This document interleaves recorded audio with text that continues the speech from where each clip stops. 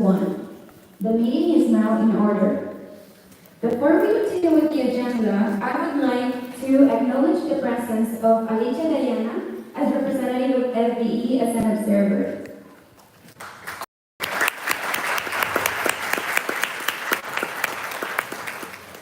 Alright, now moving on with the agenda. We have the roll call of member organizations, and that's Kumpenda.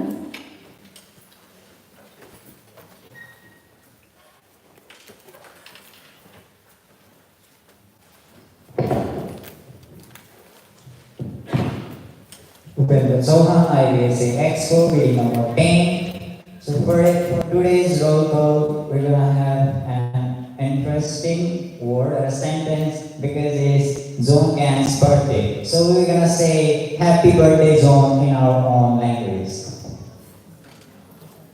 I'm gonna start with IBSA Czech Republic. So IBSA Czech Republic, IBSA Denmark,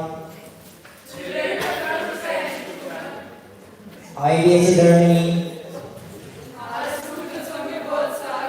IBSA Ghana, IBSA India, IBSA Indonesia, IBSA Italy, IBSA Latvia, IBSA Morocco, IBSA Nepal,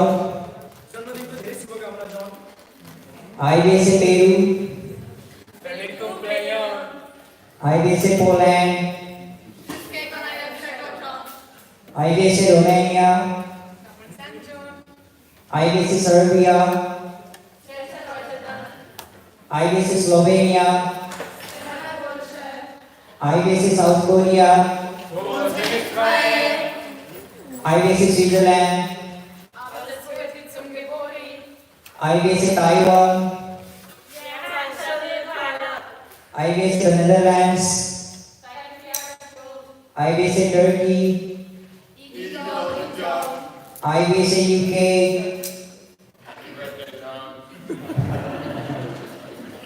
so now again our quorum is 46.67% and quorum has passed. Now Zone, you said that in the morning that OC greeted you with 5 different languages, now you have 21 different languages. Happy birthday.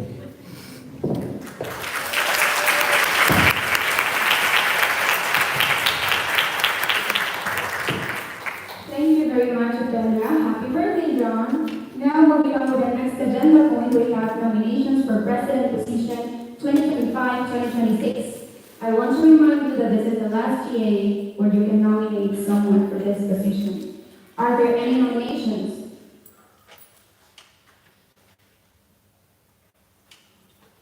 Seeing none, nominations are now closed.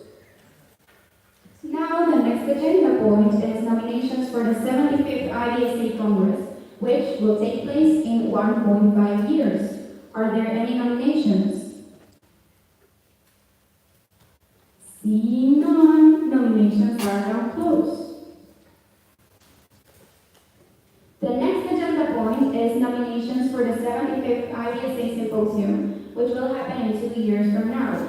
As previously mentioned, it's still to be defined if it will be online, hybrid, or in person. Are there any nominations? Seeing none, nominations are now closed. Alright, now let's move on to the next agenda point, 42, Event Inclusivity Passport Updates. And for that, we have Avnish Gala from IBSA India. Avnish Gala, IBSA India, building number 25. So, hello everyone. I am Karan Trust as well as the chair of the Events Inclusivity Task Force.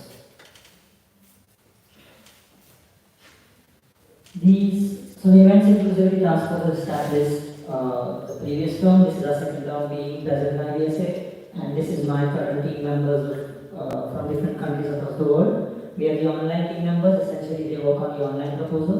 We have the structured team members that work on the live and the hybrid proposal, and we have the member outreach team that contacts members organizations for their input on certain things. From our instructors team, we have two people presenting from IBS Germany, Rike and Corina. Alright, progress recap. So, the events inclusivity task force was established during the 7th Congress in Denmark after GA resolution was made that IBSA needs to improve its inclusivity and diversity and have more representation from MOs at different regions and all our events. The EIP then prepared three proposals to be presented to the 72nd Symposium in Indonesia, which was 6 months after the Denmark Congress. That was the live, the online, and the hybrid proposal. During the symposium in Indonesia, the GA voted on which proposal should be worked on more as decided by it. So the GA vote was a majority of 63.4% for more work to be done on the online proposal. After this, the EIP worked more towards the online proposal, making it more detailed, having more guidelines and durations, etc. And this would be presented at the next meeting of the GA. This would be presented at the next meeting of the GA along with the evaluation guidelines. So, the next GA was the 73rd Congress in Peru, during which, after several discussions and concerns raised against the proposal, the GA voted against it and decided that we need to do more work on it. So, a new GA resolution was drafted that states as follows: contact MOs to the government if there is enough support, which enough support refers to 2/3 of the active MOs, to organize an extraordinary session of the General Assembly in order to discuss the EIP proposals again and vote on them again after improving them. Format of the SGA 2026, format of the 2026 Symposium, which might be an SGA, will decide on the outcome of the extraordinary session of the General Assembly. However, if there is no extraordinary session of the General Assembly, the expo for next term will decide on the format of the event. After the Peru Congress, myself and Zuzana Czekaric from IBSA Poland, who are also current to us, were elected co-chairs of the EIP. We met with the members of the entire task force, some of which comprised of old members from the previous task force, as well as new members that were recruited for this. We met with the individual teams, we organized what we need to discuss, how we need to work, made a plan of what the EIP would do this term, until we reached the point of organizing the extraordinary session of the Special General Assembly. Zuzana, however, stepped down as a co-chair due to personal reasons, so I am continuing on the work. Currently, the task force met last month again to discuss improvements for each of the proposals, which currently what we are working on is the hybrid and the online one. And we are working to draft new proposals to be sent to the MOs. So, discussing specific aspects of both proposals.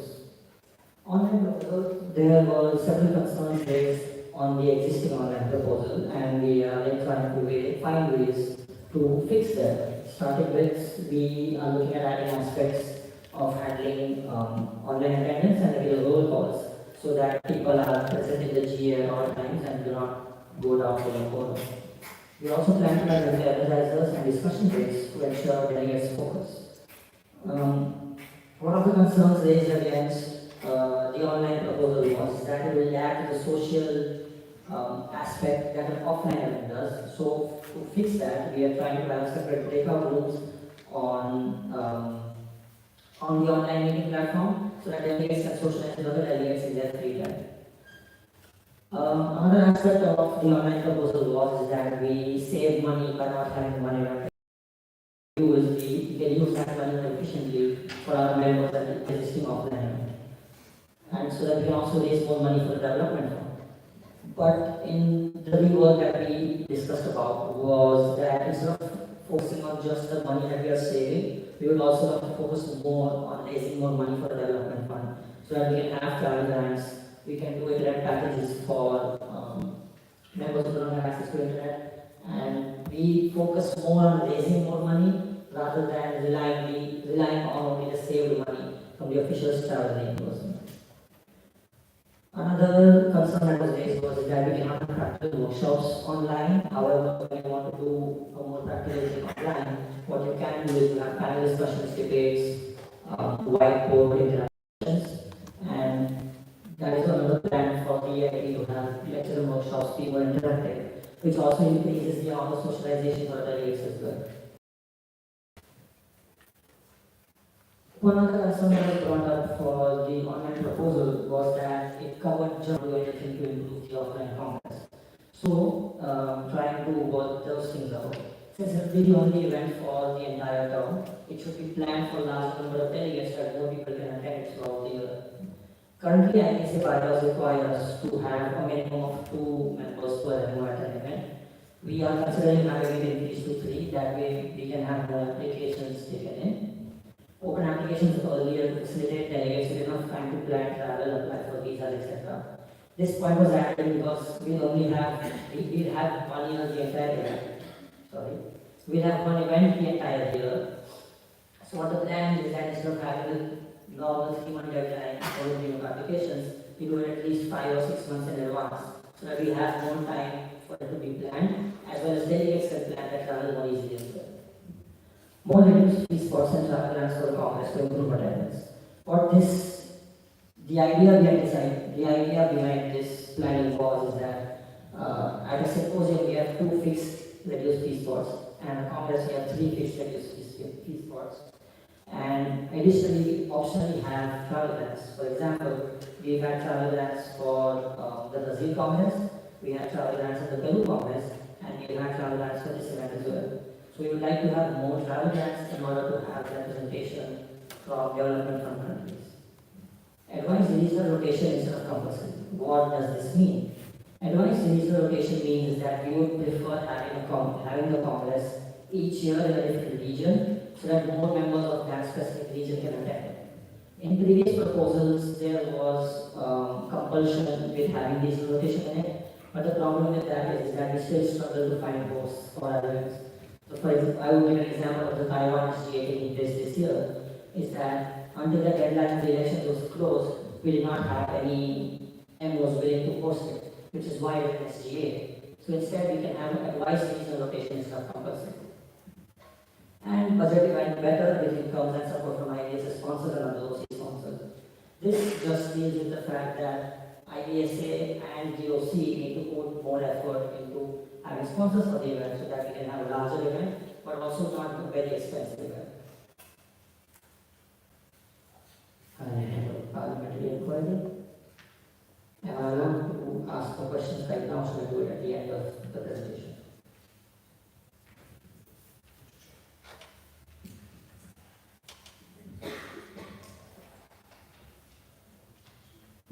I'm going to continue on with that. The hybrid proposal, the second proposal that the EIT is currently working on.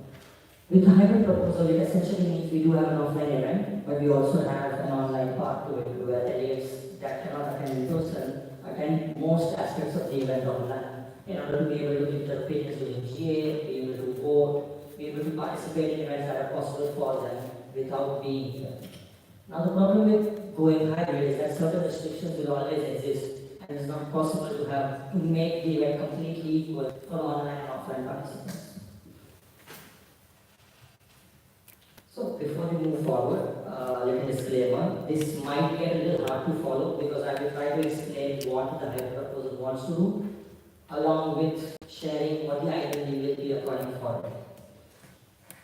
And at any point you can always ask questions as well once our parliamentarian confirms it, or we do it at the end of the session, just write in your questions. So, starting with GA procedures, or the GA. The GA being the most important aspect of our offline events is that,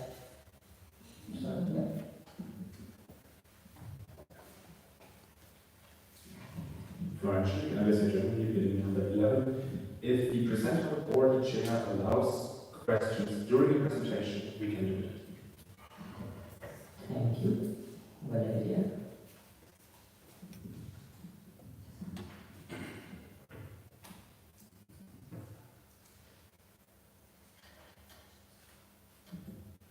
Do you have any questions so far about the presentation?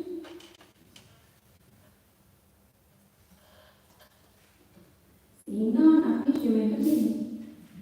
Thank you. Commissioner Alexandria, number 25. So, carrying on, this will get a little bit hard with the identity, but I will try to explain it to my best that you guys can understand as well. Starting with the GA being the most important aspect of offline events. Because the GA is the supreme decision-making body of the IBSA, we need to ensure that GA always takes place. Now, because we'll be having a combination of offline and online participants, certain GA procedures need to be changed because there might be countries that have never attended GA at all or do not know the procedures of the GA. So we need to put into the proposal how it will differently work from our offline event so that MOs that are attending online have voting rights, have the voting delegates decided for the online members attending, and the solution to that is obviously use of voting apps like election runner. GA discussions is the solution that we had was to alternate between speakers online and offline. What this means is that when there's a chair chairing the GA and asking questions or asking for input from the members of the GA, we ensure that both online and offline participants get an equal chance to speak and equal chance to put in their opinions during the GA. The next aspect of our events is the education program. For the education program, what we thought was having either exclusive online lectures for the online participants, depending on what equipment and technical facilities we have available, or we also explore the possibility of having hybrid lectures based on the equipment available. The recording lecture notes need to be made available from the offline lecture to the online participants, so that even though they did not participate in the offline lecture, they could still be part of it and learn from it. And another aspect that we added was having interactive lectures and discussions to substitute offline practical workshops. So now that we have heard some of the basics of... Sorry, one second. Are there any questions so far? Yes, Diana, you may speak.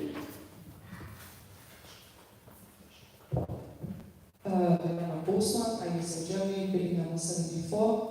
Regarding the educational programs with the points A to D, is it that like we decide if we choose hybrid proposal that we choose one of those options, or can the country that hosts the event decide which they want to do? Okay, so I guess in India, to answer the previous speaker's question, these are possibilities that we have right now on how we can make it equal for online and offline participants. This will rely on what equipment the hosting country has available. For example, if the host has 2 lecture halls available with projectors, with internet connection, etc., we do it the hybrid way. If we do not have that possibility, we can do online lectures for the online participants, because the problem here is that there will also be a difference in time zone from the host country. So this will be put into the proposal, but not as a compulsion, as a suggestion to you to one of these options, so that all delegates have some form of learning from lectures and the workshops. Thank you, Agnish. Are there any other questions? The chair would like to encourage new delegates to participate in this discussion. Seeing none, Agnish, you may continue. Okay, so we discussed the basic aspects of an event. I would like to move on to the itinerary. Now, what we need to know about a hybrid proposal and a hybrid event is that when an event is taking place, for example, in Morocco, it is UTC +1. However, in India, for example, it is UTC +530, which means it is a 4.5-hour difference. But if we were in South Korea, for example, South Korea is UTC +9. That means it's a 8-hour difference. Now, if the GA is taking place right now at 3 p.m. here, it will be 11 p.m. in South Korea. And if delegates get bored at a 2-hour GA here, imagine getting bored at a late night GA. So, I would like to start with an example itinerary for a symposium, because we are at a symposium. If you see to the left of the screen, UTC +1 is for Slovenia, because that was one of the last symposiums that took place. You will see South Korea in the middle, that is UTC +9, and you will see Peru at UTC -5.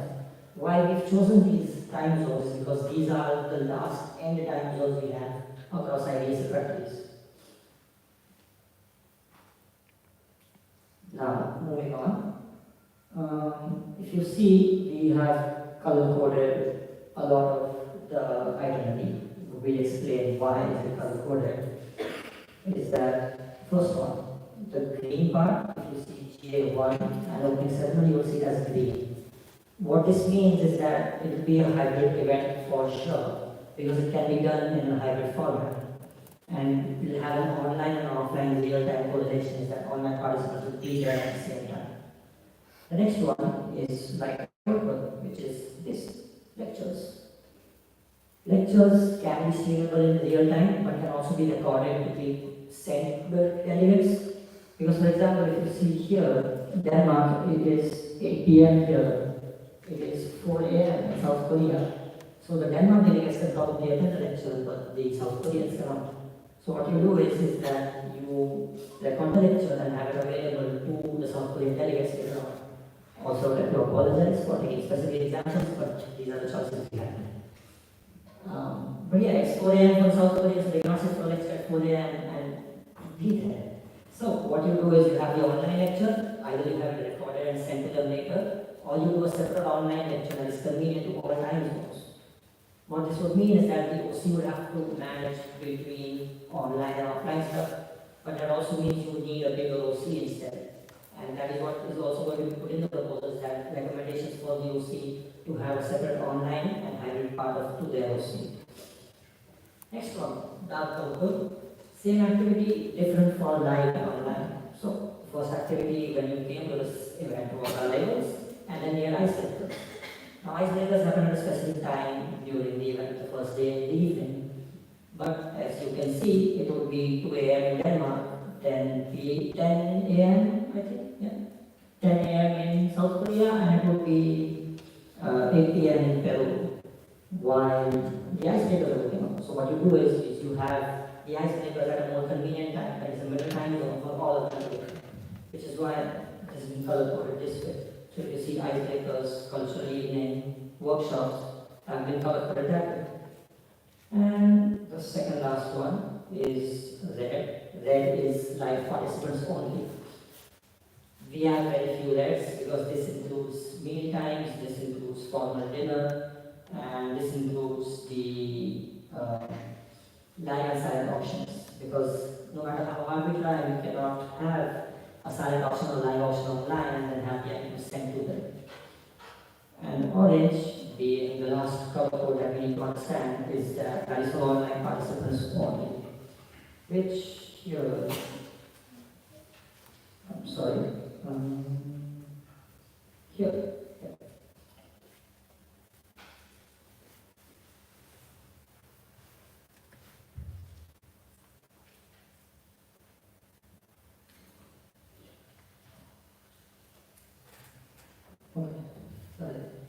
But yeah, that covers most of our, that covers all of our color coding, sorry. Are there any questions so far?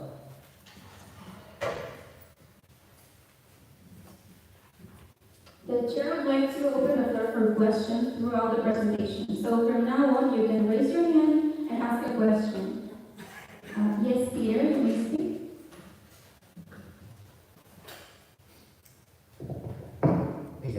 As Denmark number 7, I would just like to clear up with regards to the two different schemes we're looking at here. The top one would be the general sort of scheme, and the bottom one would be the specific for online attendees, correct? Yes, so what I misexplained is that the top half of the table is an itinerary taken from a previous event. So for example, this one right now I'm showing is from complex. So this was the itinerary that was followed. Then it's an idea from the itinerary that was followed.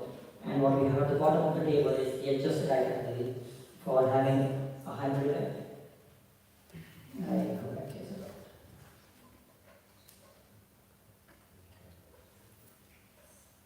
So going back to the symposium one, do we have a question?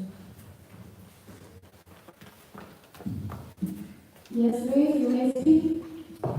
For Santos, I'm Super, reading number 57. I have a question. You're only one person. I understand that doing this hybrid mode of the GAs is for some MOs to participate in the election. Is like to promote the participation of some MOs that can like be there in real time. Is that right? I'm just gonna extend your number. If I could the previous speaker repeat that question.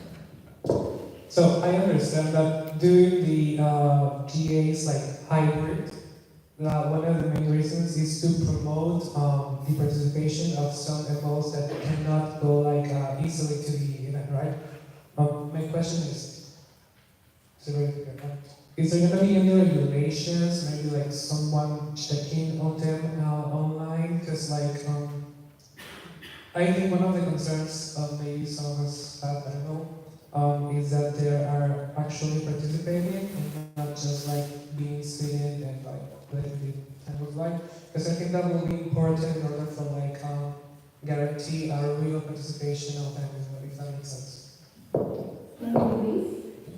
I'm just gonna extend your number. To answer the previous speaker's question, yes, there will be a person checking in whether or not there's people still in the online meeting. Because by rules of the GA, you cannot leave the GA hall. So by that definition, you should also not leave the GA meeting online. To also answer the previous speaker's question, we will have regular roll calls and regular attendance checks while the GA is going on to ensure people are still there and people are still attending. Because in case people leave and we drop down in quorum below 40%, we cannot make decisions at all. We just have a discussion, but no voting can be done. So to ensure that everyone stays there, we will have regular roll calls as well as regular checks whether people are there or not. Thank you. Are there any other questions? Yes, Omer? Omar Farooq, Tehran is a Turkey building number 32. For online attendees, there will be no participation here, right? Can you have a question? India will 25 to ensure I got the question correctly. You asked if the online participants will have a fee. The answer is no, they will not have a fee because they are participating online. Yes, Peter, you may speak. Peter, because I was the ranking number 7. I just wanted to know, and they were asked, with regards to the time zones here sometimes, it seems that, for example, for GA4 and 6, and 7, it seems also, for example, Korea would have to stay up very late. Would it be taken into account whether or not, sorry, let me rephrase that, is there an option for attending these events, but having a day, for example, it's not feasible for a South Korean delegate to stay up for that specific day until very late in the night, when the GA would be so soon to maybe hand over a vote to a designated delegate or a body to sort of carry what do you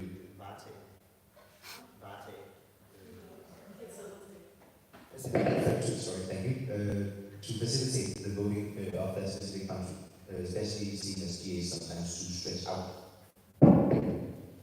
Thank you very much for the question. Now, Afnish. So to answer the previous speaker's question, right now we have delegations that have more than 2 members. We assume that there will also be more members attending from the online level.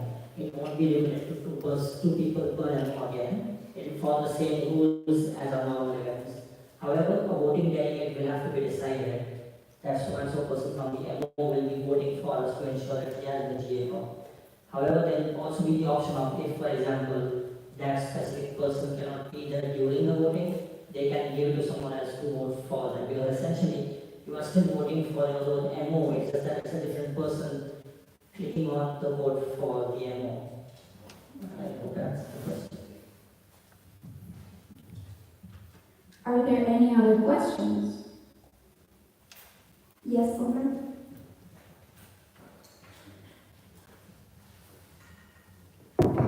Omar Farooq, Tehran is a Turkey building number 32. For the delegates who cannot join, the other participants, other delegates that can vote for them can be from different MOs. Afnish, you may speak. No, to answer the previous speaker's question, no, another MO delegate cannot replace someone who be someone from your own MO. For example, if the previous speaker from a specific MO is not in the GA hall, someone else from a different MO cannot vote on their behalf. It's just that it will be counted as that person is not there and their vote is not counted. As long as the MO is present, your vote will be there, but if your MO isn't there, your vote won't be there. Thank you, Agnish. Are there any other questions? The chair would like to remind our new delegates that their participants is more than 12. The huge challenges we are facing. We try to adapt it as much as possible. So the latest people would have to stay up is 2, which is really long. I'm aware of that. And the earliest is 5, and this is not correct, so you don't only get 3 hours of sleep. And I know that movements times, but we try to adapt it as much as possible. I think the time differences are something we are facing in every meeting, task forces, EXCO, and so on, because we are having members from all over the world. And this is something we kind of need to accept with an online or hybrid proposal. And we're trying to manage as good as possible. Thank you, Verena. Now, Agnish. This time I will say they are page number 25. Alright, so if the color coding regarding the identity is clear and how certain things will work, certain things won't work in a hybrid is clear, I would like to move forward with the presentation. And then be back to explain certain things again as well. So, like we discussed the main events of the event, we are now the social events. The first one being icebreakers. The solution to have icebreakers hybrid is split it online and offline and explain at a different time or at the same time depending upon where the host country is. So for example, if it was UDC plus 1 and UDC plus 1 is around 5-6 p.m. is a relatively convenient time to most countries across IBSA, where it will be either morning or it will be night, not early morning or not late night. So depending on where the host country is, we adapt the icebreakers accordingly. Second one, cultural evening. Cultural evening, as you all experienced 2 days ago, is a very offline event, or is a very social event, where it is easier to be able to taste the country's food, talk to the delegates, see how their traditional clothes are, etc. Now, adapting an experience like that to online participants is difficult because they won't be able to taste the food, they won't be able to see the clothes, etc. However, IBSA does do cultural exchanges online where countries meet up, talk about things, have reputations on each other, and discuss each other's cultures, which can be adapted into cultural evening. During the first hour, we will have all online participating MOs present their cultural things, and we will be doing this in form of video with a time limit, so that one specific MO does not take up too much time or have too many slides. And this will be added to the delegates guide so that on offline participating delegates can also see it later on. And during the first hour, the video will be shown at the cultural evening, depending upon again the equipment available. So for example, if the host MO has the projector and screen available, they'll be shown at the beginning of cultural evening, so that we get the videos done and then everyone else can start moving around, seeing the culture and everything. If that is not available, then the video will always be available in the delegates drive. So that way the online attending MOs have a chance to show off their culture and be part of cultural evening partially. I see your hand. Yes, Peter, can I speak? Peter Nichols, I was in Denmark number 7. If the hope is that before or by using the hybrid proposal is get a lot more SMEs from different countries, do we consider an hour, for example? This is a specific example, but for example, an hour for all the MOs online to present their culture enough? And do we take into consideration the fact that this will affect a lot of the hybrid events? Agnish? I guess India very number 25. So during the first hour, here is just a rough example. It does not necessarily need to be just the first hour. It will be adjusted depending upon how many MOs are available online and how many MOs have actually because we do have a tendency in IBSA that people forget to submit things online. So that is not a very specific detail, it's just an example. In the beginning of the virtual evening is when we get the videos out of the way, so that online participants have only shown off their virtual, and offline participants can still enjoy the virtual evening and the after events of it. Any other questions? The chair would like to remind our delegates and participants that please address the chair when you are giving your speech. Are there any other questions? Yes?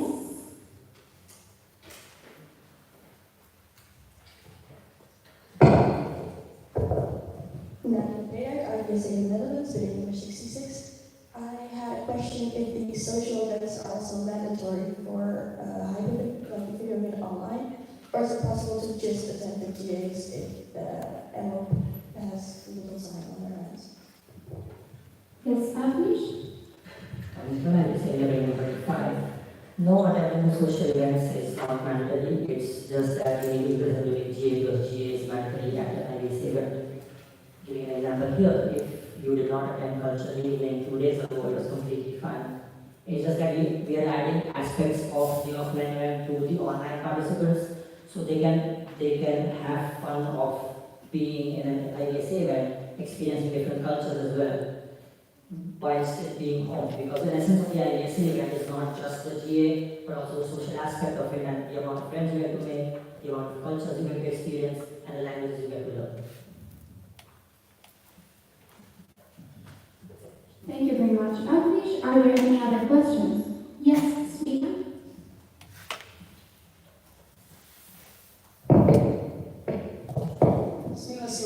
So obviously Denmark bidding number 61. I have a question for the speaker. Has there been made a budget for approximately the costs for the hybrid events, including finances of setting up camera and such things? And maybe you mentioned it before, but where does the money exactly come from to finance hybrid events? Please address the chair. Thank you very much for the question. Okay, Agnish? To answer the previous speaker's question, so far the budget hasn't been made up for the hybrid event. It's because when we're doing an offline event, things like the camera, the projector screen, etc. are already budgeted into the event. It's just that we will need additional money to have it hybrid as well, because we need the extra projectors or the extra screens at that point in time, which again will depend upon the OC who is hosting the event. And it's not just on having extra money just to buy new things, it is on whether or not the university hosting it or whether or not the venue hosting it has the equipment available. So it's not necessarily that we need to buy new equipment, it depends again on the host country. Because this is the first time we're doing something like this, or we might do something like this, the planning that will go into it and the preparation that will go into it will be much more than a normal offline. Thank you, Agnish. The chair would like to remind you that today we are not voting on this. We are just asking questions. So are there any other questions? Yes, Liv?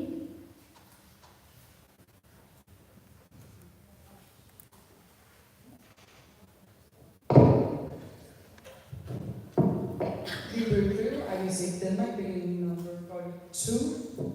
I have a question that was stated in the room about the price of the IT program to host a hybrid event.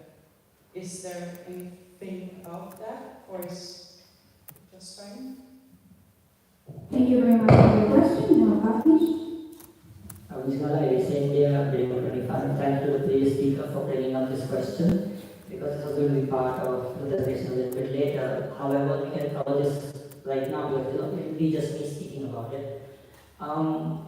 In the previous CIE proposal, several hybrid platforms were listed, and a lot of the concerns brought up against those is that they were very expensive. However, we do have access to platforms like Microsoft Teams, Google Meet, etc. that can be adapted to have it hybrid. As the previous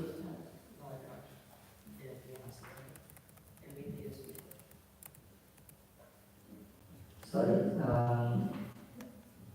participants from previous events, if you remember the elections take place, if there's an um, online submission for elections or online nomination for elections, we have the participant send in a video of their speech, and then we have them join in on a Google Meet or a Microsoft Teams platform to have them answer questions.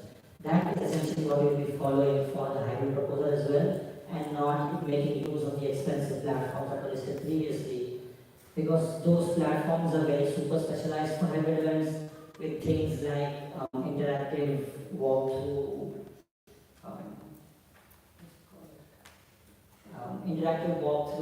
Zooms and stuff, where they are very super specialized to have online participants have the experience of offline.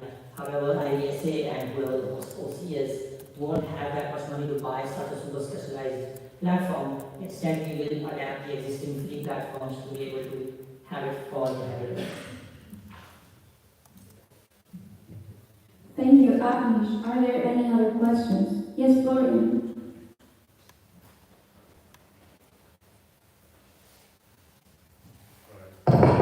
Florentian, I'm suggesting bidding number 11. Would it be possible for the presenter to state out the next topics that are coming up, such as budget, and so we can keep on the questions to the topic just right on the screen, and we don't ask any questions that will be clarified later on.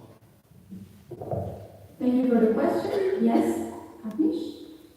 Mr. I was saying here, very fun. I would like permission from the chair to finish the presentation completely and then take questions at the end. The chair would allow Agnish Kala to complete his presentation. Thank you. Mr. I was saying here, very number 25. So, the question will be answered at the end of the presentation because we have a few more slides to do. Moving on to White T-shirt party, have compliments form for delegates to send to each other. What this means, and where this idea came from, is that our dear President did this for the officials at the end of the last year, where they sent a form to our officials where you could send in compliments for each other, either anonymously or you could send it by email. So the idea behind, so what we can do is we adapt this for the next as well. When the online participants, the offline participants have their socialization, they can send in compliments for them, for each other via Google form, and we email to them right after the Google form is closed. This is not again a replacement for the experience of white t-shirt party where you're talking, partying, writing on each other's white t-shirts, comments, compliments, internal jokes, everything. But it is a way for international stands, another social event that we did yesterday. International stands, the idea behind having a hybrid is that we have videos played from online memos to display their country, display their IDSA MO or local chapter. That is up to them. But again, we have a time limited video that they can submit, and that is shown to the delegates during international stands for the first half of whatever from the beginning of it. And then what you do is you have one computer or two computers that have a breakout room going on, where online participants can join in, talk to each other, but also offline participants can go up to that computer, ask their questions in there for themselves to online participants. Yes, it sounds a bit complicated and a lot of logistics. However, adapting a completely offline event to a hybrid event takes a lot of effort. We also have the option of Google Forms that can be sent in to submit their questions to specific demos, whoever wants to do that, or you email contact for more questions. I added this as a suggestion here is that because when participants or when you were part of or being presented in front of you, so to mirror that is what you do is you put in your Google Form question and send it to them, or you directly contact their email, either the IDSA email, or if someone like the is to their personal email, then you use that, and you contact them and get information that you need from them. And the last one, options and formal dinner. Sadly, options and formal dinner cannot be recreated in a hybrid way. There is the possibility of having options hybrid by way of online participants bidding on the items and then having it couriered or shipped via things like FedEx, DHL, etc. to their countries. However, it is a very expensive procedure, hybrid options.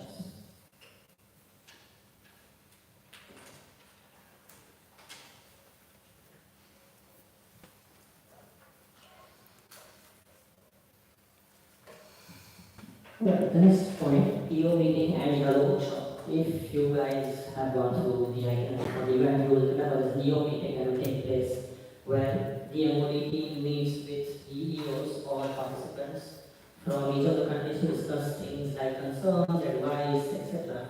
And the ELO workshop is where we teach or we give guidelines to MOs, new members on how they can approach partners and sponsors, how they can deal with external relations. This is also something you'll experience later on in the event. So the way we do it hybrid is that we hold it at a time that everyone can attend, similar to how it is done online through the term. If any of the delegates present have been in an online EO meeting, they will know that we do it generally around 5 p.m. UTC plus 1, so that it is a convenient time for all delegates to, all MOs to be present in the meeting and represent themselves, get information about IBSA and ask their questions as well. So we will do the same thing with the EO meeting and the EO workshop in a hybrid format. We will itinerary to accommodate time zones as much as possible along with GA times, lecture and workshop time. We discussed the itinerary previously and that is what this point reflects, is that we will need to adjust the GA time, lecture and workshop times, so it is not at an unreasonable hour for everyone else participating online. Due to the 12-hour gap across countries, it is not possible to have events at a convenient time for everyone. Instead, what we aim for is that we have a convenient time we aim to accommodate everyone as much as possible. However, there will always be some sacrifices with sleep that the delegates will have to make at some point, just like how the offline participants will need to adjust their schedules for the day with the hybrid aspect of the event. Elections we do not want to accommodate GA rules, timings of elections, etc. Same format as that is currently followed. What this means, what we mean by this is that when elections are done at a symposium, most of the time it is just either the president-elect, it is the next event coming up 1.5 years away from this time, and if there has been any resignations or if there has been no appointment to a position of officials, we do the election at the symposium again. So that does not require as much time as it does during the Congress. Where during the Congress, we are electing the entire team of officials, which is close to about 40 positions of IBSA officials, and assuming there are at least 2 to 3 nominees per position, that's around 80 to 90 people giving a speech. So what that means is that we need an entire day for this. Delegates that have attended a previous Congress will know that we have a day separate for nominees, right? We call it nominee days. For delegates that have not attended the Congress before, what nominee day is that we have all the nominees present their speeches and have their question answer session done on that day, so that 24 hours after that we can have the elections and we elect a team of officials. Now the problem with this is because nominee day tends to go on for a long time. There will definitely be people getting bored during the online meeting, during having to sit in front of the laptop for 6 hours, 7 hours, however nominee day takes up, because we need to finish it off on the same day. Now the problem with this is if we split it into 2 days or we split it into multiple days, the timeline of the GA will not be firm because we won't have enough days left over between the amount of time the nominations are open, the amount of time nominees get to prepare, the amount of time the delegates get to discuss who they want to vote for, and the actual elections. So instead what we do is we keep the format same as it exists. Because what we do for nominee day is when there are delegates participating online for their speeches and question answers, we expect them to be there during the GA hours at all times. And we would need to follow this as well, so that we follow rules of the GA and rules of the election country. And yeah, that is about it. That covers most of what we've worked on so far, and the plan moving forward from here is that we will be focusing our time after the symposium drafting on the new proposals, and as stated, as stated here in the currently part, the team will work on creating the new proposals right now. We hope to finish it soon, and then we will be sending an email to DMOs asking if they would like to have the extraordinary session of the General Assembly in order to discuss the EIP. If the session takes place, we will discuss the EIP in it. If the session does not take place, we will decide accordingly for the 2026 symposium. And that's it. Thank you very much. I know it was a lot of information. It was a lot for new people, but for the old people that have been part of the IT, you know how hard the discussion is.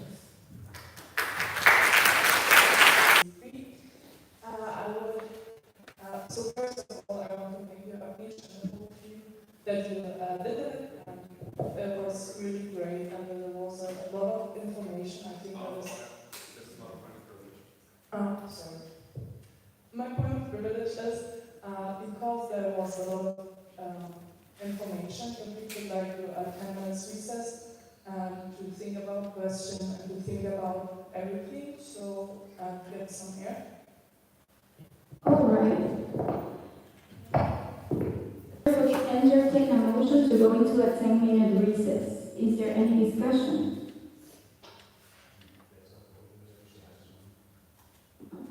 Right. Peter?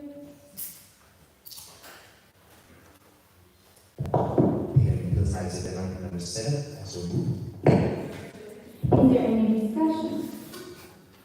Any objections? Seeing none, we are in a 10-minute recess, and please stay near the auditorium. You can go to the bathroom, you can take some things to eat, you can drink some water. That's not go too far, because if not, it's going to take us forever to go back to the meeting. Thank you.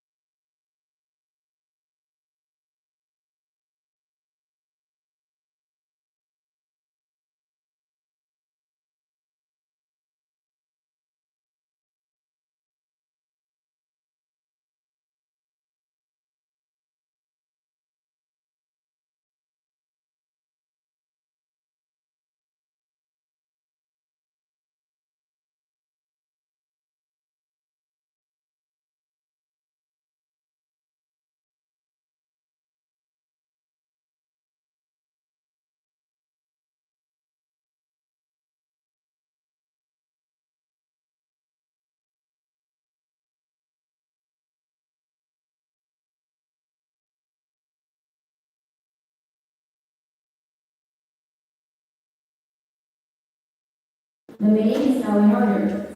Are there any other questions? Yes, Peter?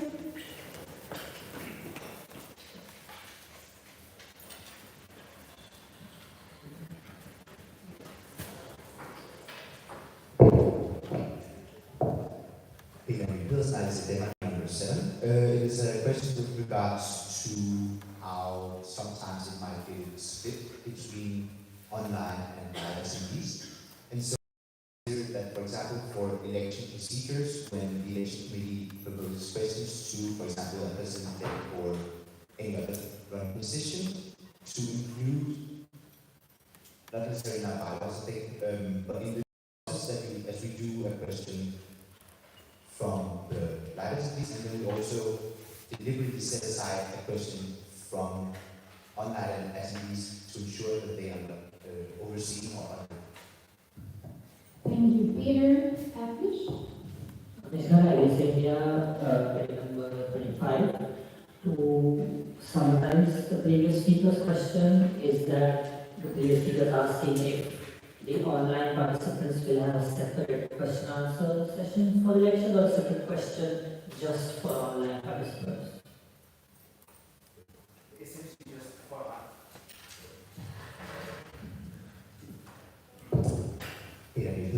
number 7.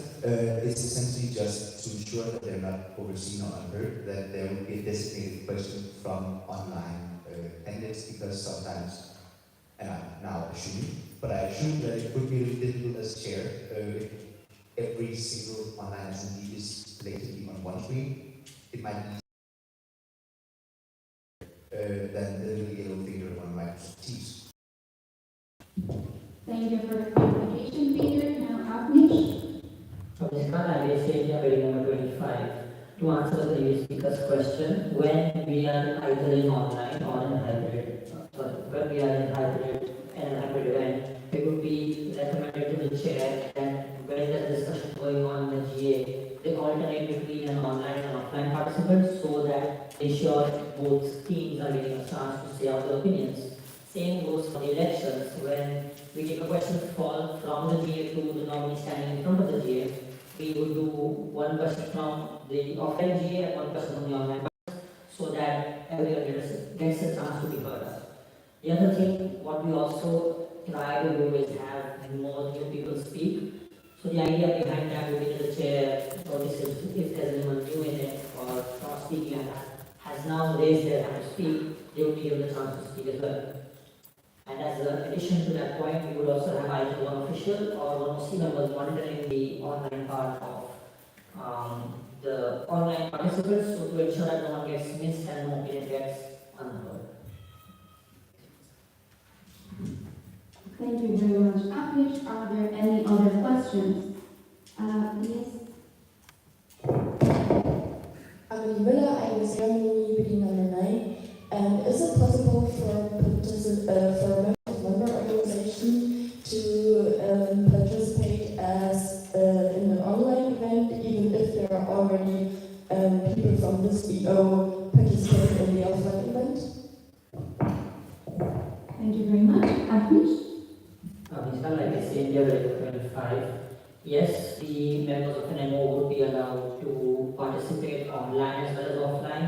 However, we would prefer giving things like voting rights, etc., to the offline delegates instead, because that's what the GA essentially does, is that when there's a delegate present offline, they get to vote. Now, the problem with this statement is that, okay, you're being unfair to the online participants, that even though they're from the same country, they are not getting to vote, the offline participants getting to vote.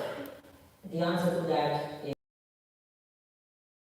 the OC as well as the chair and the election committee, if the offline participant is here and voting, because if there's an issue with the election runner or whatever voting app we use, they can immediately show it to the election committee before the online participant can do it. Thank you, Afish. Are there any other questions? Yes, Omar?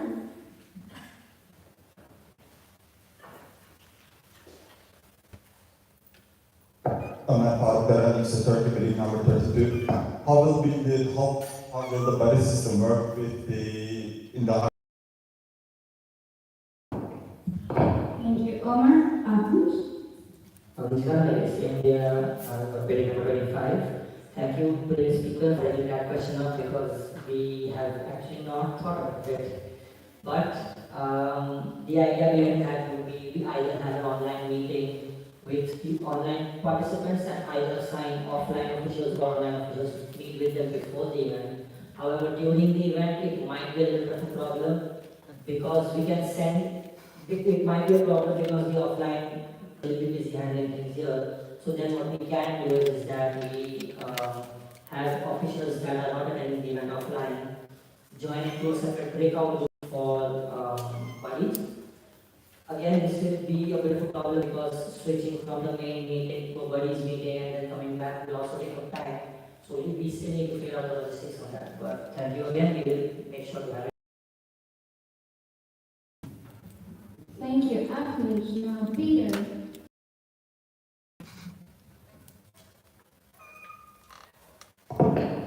President, number 7. Initially, I would like to address the previous speaker, noting that presumably the WhatsApp group chats will still be made, and thus they can always communicate that way, even during GAs. And then I also have a question with regards to the Congress nominee day or election day, because it was mentioned during the presentation that this would take a lot of time.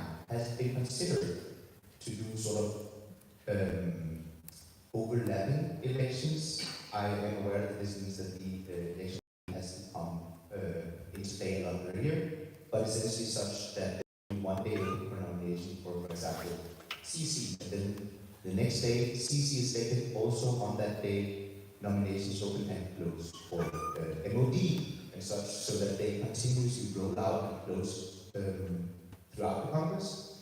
This would mean that there is more wiggle room in terms of planning. But of course, would also mean that they will need to be nominated on a specific day and have their things prepared in advance. Thank you, Peter. Now, Akhilesh, you may speak. Original, I guess, India, page number 25, to answer the previous speaker's question. The buddies can still use the WhatsApp group. However, as you might have noticed right now, when we do a standard use of access and people are going up to the buddy and asking questions, it's much easier for the buddy to explain than writing a long WhatsApp message or sending an audio. So it immediate like online meeting or breakout room instead of having just WhatsApp messages. But this again depends on the buddy as well, how they would like to handle it and how the buddies of the official are okay with the discussion being on WhatsApp or they would prefer breakout room for the discussion.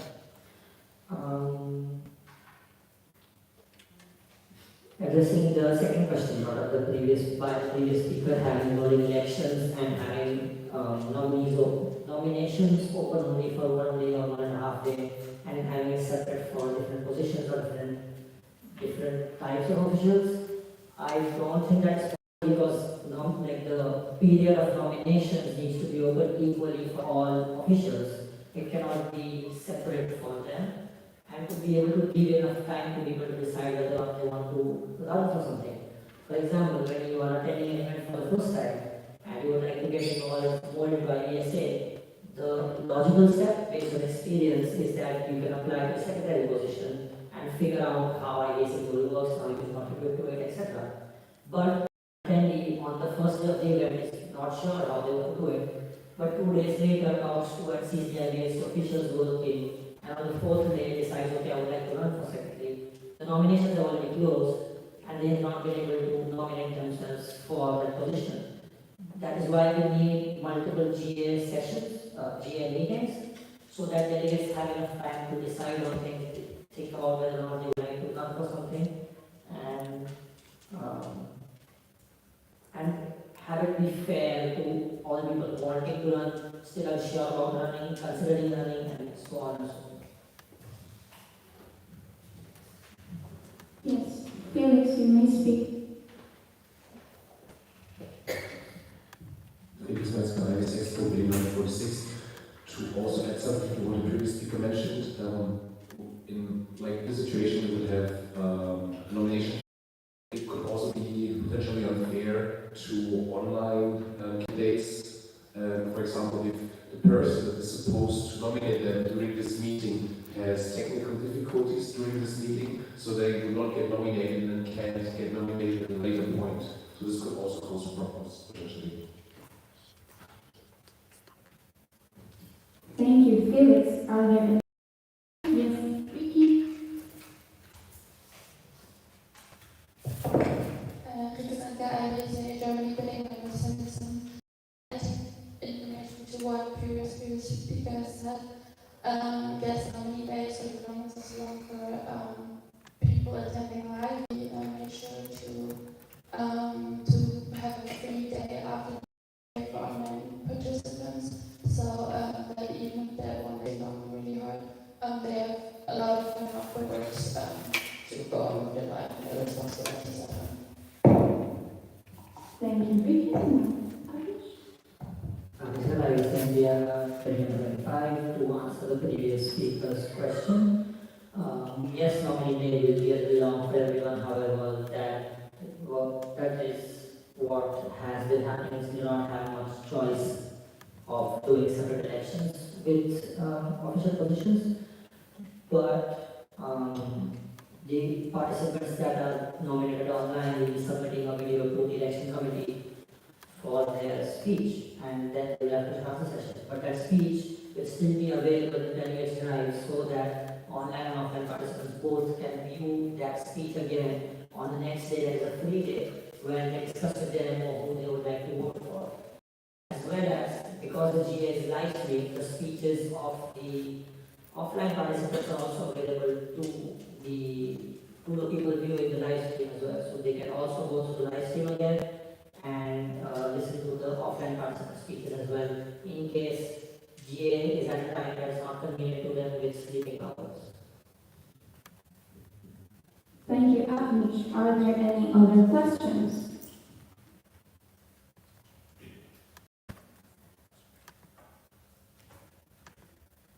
Felix?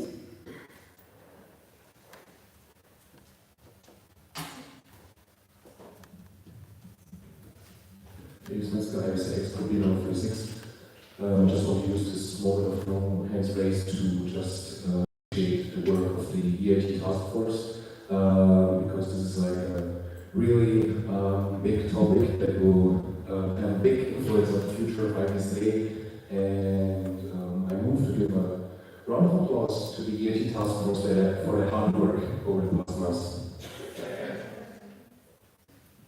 The motion on the floor is to give a round of applause to the EIT. Is there any discussion? Any objections? Seeing none, the motion has passed, and you can clap your hands.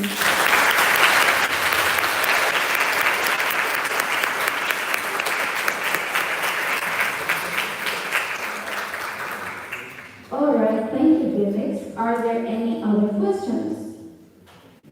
Yes, Josie.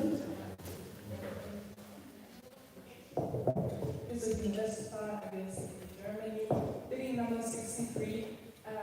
That's not topic related, I'm sorry, but I forgot my bracelet on toilet, the women's toilet, and I was asking if someone saw it there, or maybe if it's still there, so I forgot to. It is a point of privilege. Sorry.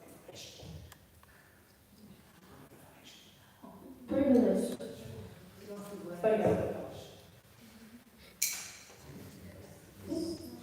So if anyone sees it, I would be really happy if State your name, your MOB number, and state point of privilege, please.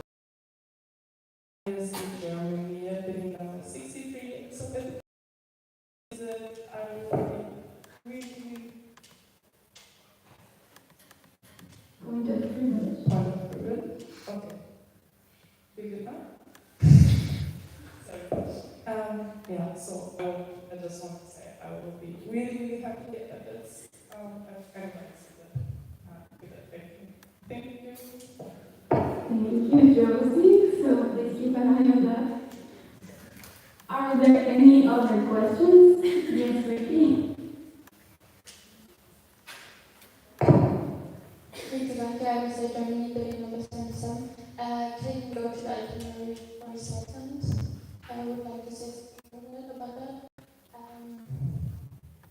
first of all, we talked about, the theme of the cultural evening was talked about beforehand. And I wanted to add that we would also be planning a cultural change for online participants on their own, as well as them being included in the cultural evening as a hybrid possibility. That also the online participants themselves can talk to each other about their cultural and show each other presentations, just to make that clear as well. It is also shown in the online part of the itinerary as well. And I would also say that while we cannot do a white t-shirt party, we talk about doing compliment bags as well as an online format, but we would also love to do like a goodbye meeting with everyone to have like kind of at least a little bit the same experience as this. Thank you, Vicky.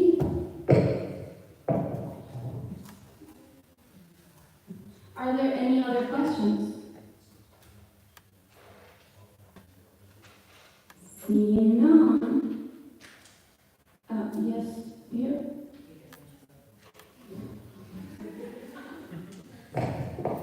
Again, because I said I'm not number 7, I would just like to ask you if it's been considered that the attendees upload, for example, a video listing their culture to the Danish Drive or similar, such that the online attendees can also feel included in that specific part. Thank you. Thank you, Peter, for that question. I guess in year 25, to answer the previous speaker's question, we did think about a couple options on how we can go at the offline participants, show their culture to the online participants. One of them being we can directly live stream it, the other being we record a video during the event and have them present like the first couple minutes and then take a video of it and upload it to the drive later. And one option being the MO that is already presented, records the video before the event and then uploads the drive. So those would be recommendations in the cultural evening. It will be up to the OC to decide what equipment they have available again during the cultural evening. They have live stream as an option or not, and then we can move forward.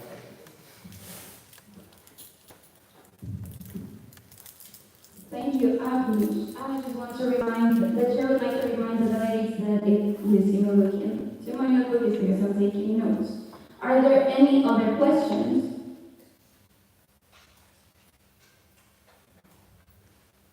Seeing none, thank you very much, Abhi, and to the EIT for their amazing work regarding this topic. Now, let's move on with the next agenda point.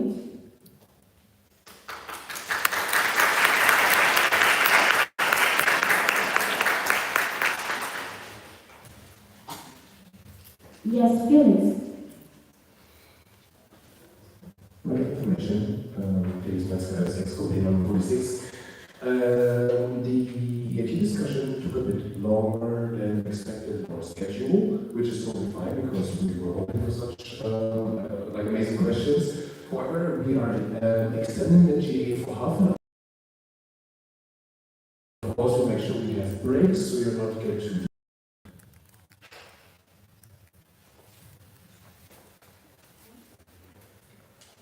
Okay, Felix, thank you. Now let's move on to the next agenda point, which is 43. Continue with the agenda from GA1 onwards.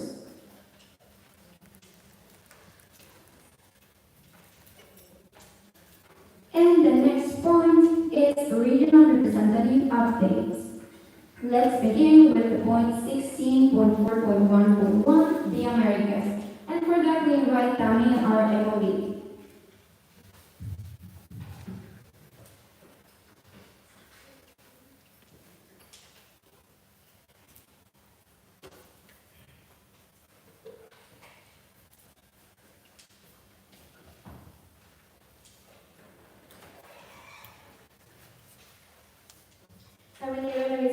Number 3, I will give now the presentation of the report of the International Representative at the Sarapupo Home House in the Shikurin of the Visirat, the Shifuki.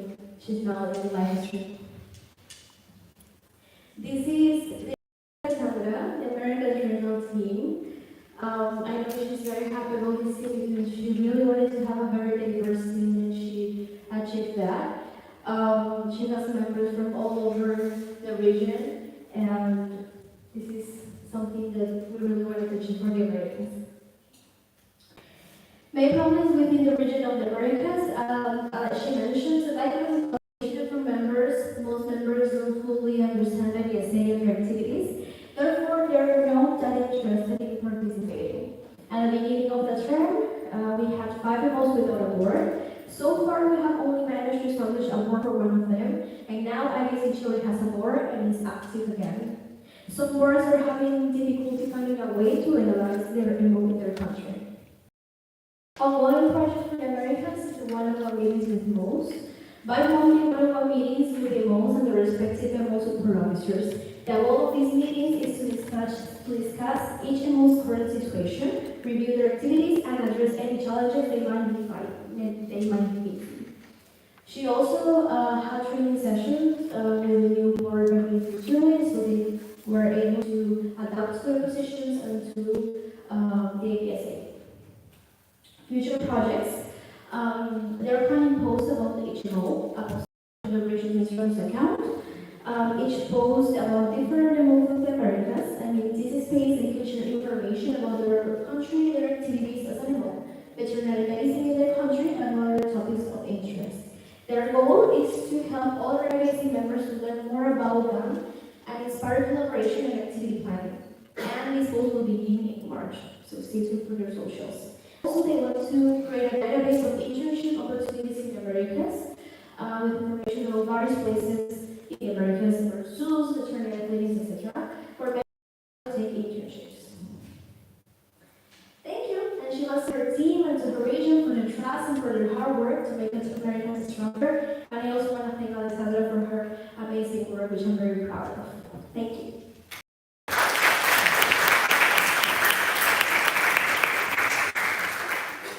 Thank you, Tommy, and to the Americas regional team. Are there any questions? Seeing none, let's move on to the next agenda point, which is the presentation of Asia Pacific. And for that again, we have Tommy. También is the activity number 3. Now I will give the presentation of the Asia Pacific regional representative in the event. This is a team of Erin, also a very diverse team and a very hardworking team. She's very proud of her team and also very good for it. Project her region. They had a student volunteer opportunity at the Power Congress, which was in China. She also had gave a speech introducing the IBSA at the Pharma Congress. She also was part of the Korean Institute Indonesia Student Competition. She was working in collaboration with IBSF, IFMSA, and IAAS, IBSA One Health Committee for the Asia Pacific Interprofessional Youth Forum. And she's now working in the 4th IBSA Asia Pacific Regional Symposium, which is going to be the first in-person regional symposium for Asia Pacific region.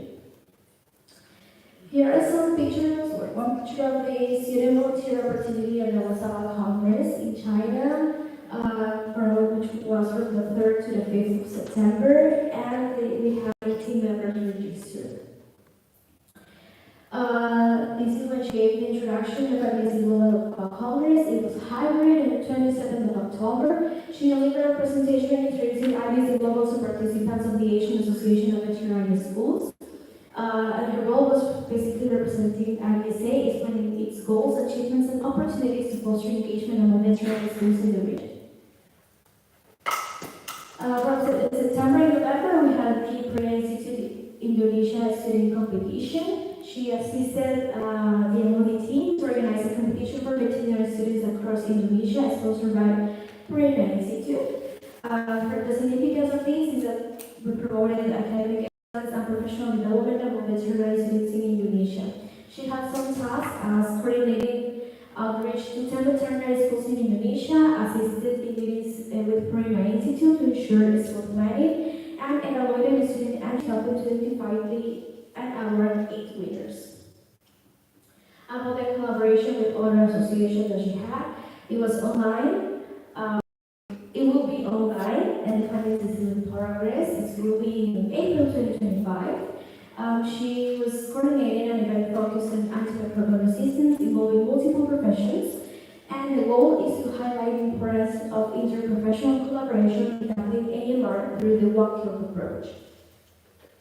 About the 4th IBSA Asia Pacific Regional Symposium is going to be in Busan, South Korea. This is still in progress. It's scheduled to be from 28th of June till the 2nd of July 2025. It's spearheading efforts to host IBSA Asia Pacific's first in-person regional symposium in South Korea. And this is very important because it will strengthen collaboration and engagement in the region. She also wants to thank everyone, especially to those who she worked with her and gave her so much motivation, and also want to thank her for her work for her region. Thank you.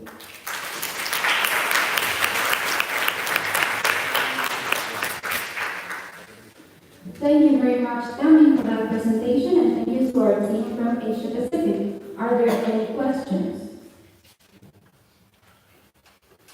Seeing none, we can move on to the next agenda point, which is Europe. And for that, we invite Florian.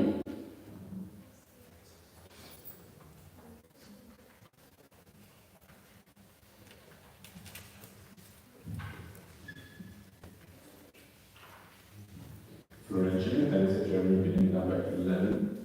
So, first of all, regarding the updates from Europe, this is my amazing team. I am happy that I'm able to work with. I got 2 girls from IBSA Poland. One of them, Sophia, is attending here. I got 2 members from Greece. I got 1 member from Denmark, and I got 1 member from Romania. And I'm so happy that I was able to select these amazing people because they really helped me with all the tasks. First of all, there were some problems in IBSA Europe which we had to deal with. The main problem is communication. We have still many opposed to schedule a one-on-one meeting. As you can see, only 20 of 33 opposed so far have scheduled or held a one-on-one meeting, which is not even 2/3 of it, but we are currently working on finding ways to approach them and see what the specific problem is. Also, we are waiting for the host to send or to fill out the Google Forms for the database, that we can update this as well. Tommy told you a little bit more about this in her presentation.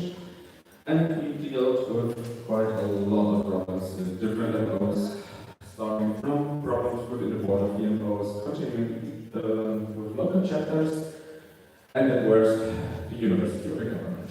And sadly, as Tommy mentioned, there was a termination of one member. But also, there were quite some amazing things already happening in IBSA Europe, and we were able to host a webinar in collaboration with EPPS about why we should consider specialization. This webinar was attended by, on average, 150 delegates throughout the whole time, and we had a peak attendance of over 200 delegates. Also, we did the interpersonal exchange for the 3rd time and are currently in progress of evaluating and checking if we will do it next year as well, or if we should continue on with our debate. Current projects. In the last 2 days, there were 2 uploads to the Instagram account of IBSA Europe. One of them is that we extended the deadline for the Every application to be part of the subgroup of FBE Every. And today there was an upload for an open call to join the FBE Statutory Bodies Working Group. So if there's any questions regarding this, please feel free to approach me. I will happily answer all these questions. Then there are some amazing updates because we will have the 3rd regional symposium held in live. It will happen from the 1st to 4th of May. This was a mistake by me, since we apologize for that. in the moment, and we are about to finalize the itinerary and the budget, so more news regarding this are coming up soon, and hopefully we will have the opportunity to welcome a new MO to areas in Europe. Other planned projects for this term, as mentioned already during the Communities and Networks updates, we are planning to have a webinar for the pathology network. We are currently in the progress of finalizing to find the topic and the date. We agreed with SGA to have an Instagram live session, also currently trying to find the finalized date. And we have some two potential projects, but these are not sure so far. One of them is a collaboration with Pet Alliance, which started their goal to create some educational videos for soon-to-be pet owners on basic information, what they should know about owning a pet, and what they should consider before buying one. And they asked us if we are interested in collaborating with them. And also one, but this is still in the way beginning, there might be a webinar coming up in collaboration with UEP and SGA on how to deal with stressful situations as events such as euthanizations, how to speak with the pet owner, or how to deal with pandemic diseases. The reason why we hopefully can have this webinar because I was able to attend the FEGA in Brussels and their UEPGA, and this was a topic during their GA, and I really liked the idea because I think like this was something that is still missing quite a lot in many universities. So I'm really looking forward to having this project can be finalized. So, if you are interested in the two current projects running, feel free to follow the Ideas of Europe Instagram account as mentioned. And with this, I come to an end and again want to thank my amazing team this term, so far for this term. They are doing quite a lot. They are saving me from a lot of stress. So thank you so much for everybody. And like, if there's anything coming up, I said at the beginning of my term, I want to include as many MOs as possible. So if you have any suggestions or wishes, what I say Europe should do for the rest of the term, feel free to approach me as well. And I know there's a small mistyping in this last thing. And it's not the next point is the agenda of any other business, but with this, another agenda point is dead. Thank you.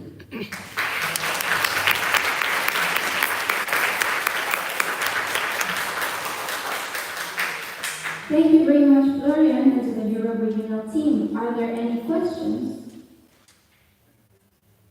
Seeing none, thank you once again, and we will move on with the next agenda point,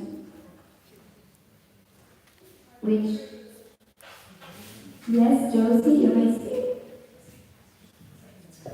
Josephine Westphal, I was a German military number 63.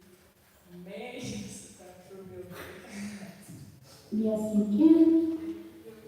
Please, I will come back. All right, now let's continue with the next agenda point, which is 16.4.1.4, Middle East and North Africa. And for that, we invite Tammy.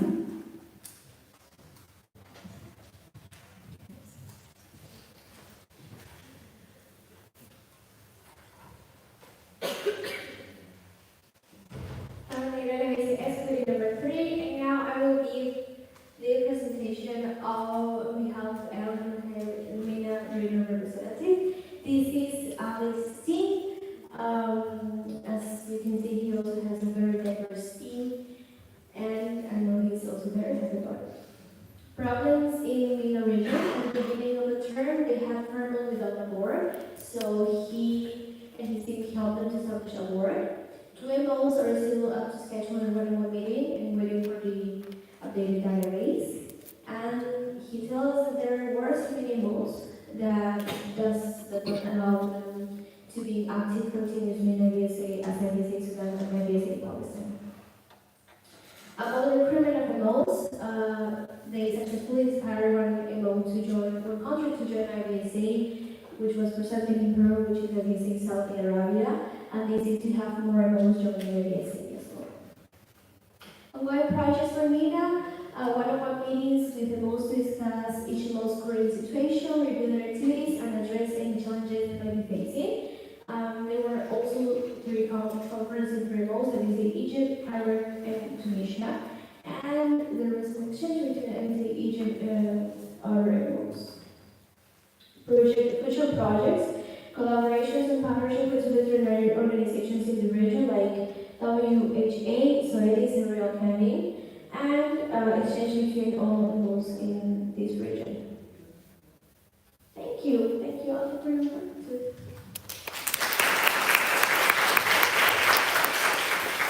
Thank you, Tami, and thank you, Aldi, for the presentation from MENA region. Are there any questions? Seeing none, let's move on with the next agenda point, and that is the update of Sub-Saharan Africa. And for that, we have once again our MOD.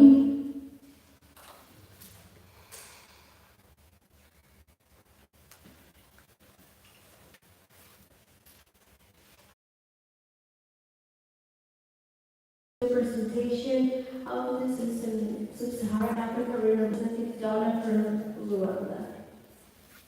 This is his team, a very diverse and basic team, and also his very So, he tells us about their current program, collaborations and partnerships, and several webinars, random meetings, and upcoming events.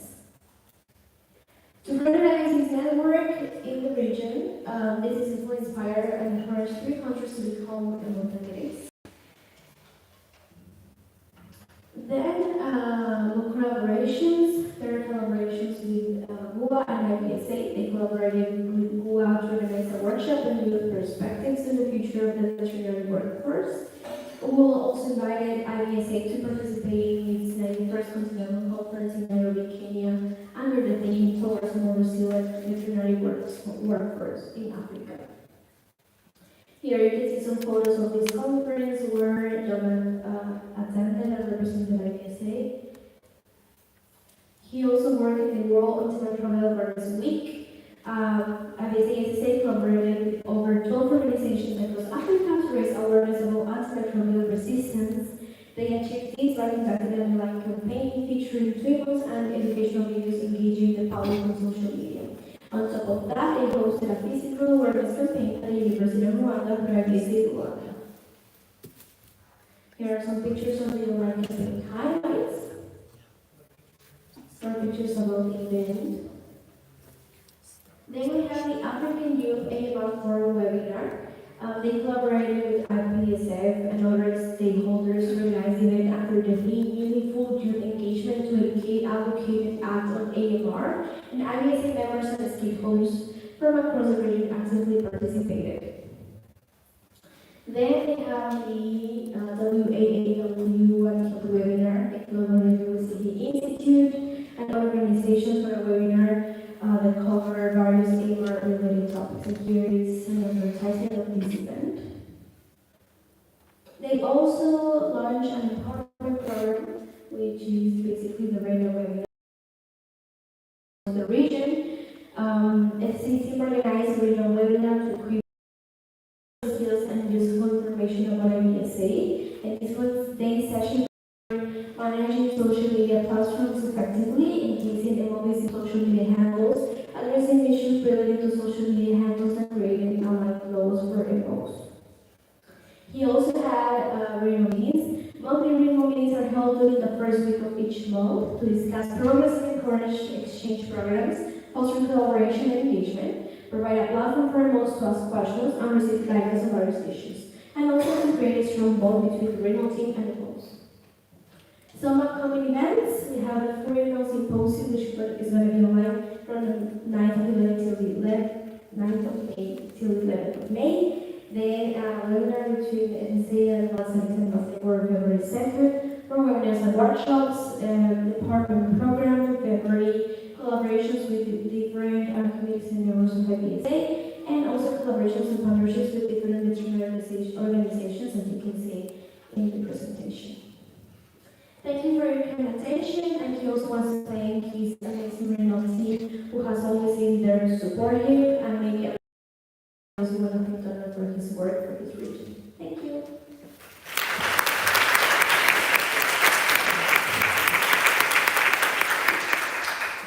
Thank you, Tommy, and thank you to Donald and his team for all this outstanding work.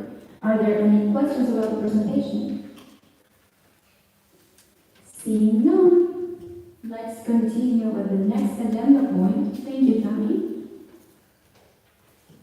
And that is the presentation and discussion of the Treasurer's preliminary financial statement. For that, we invite Stavros, our Treasurer.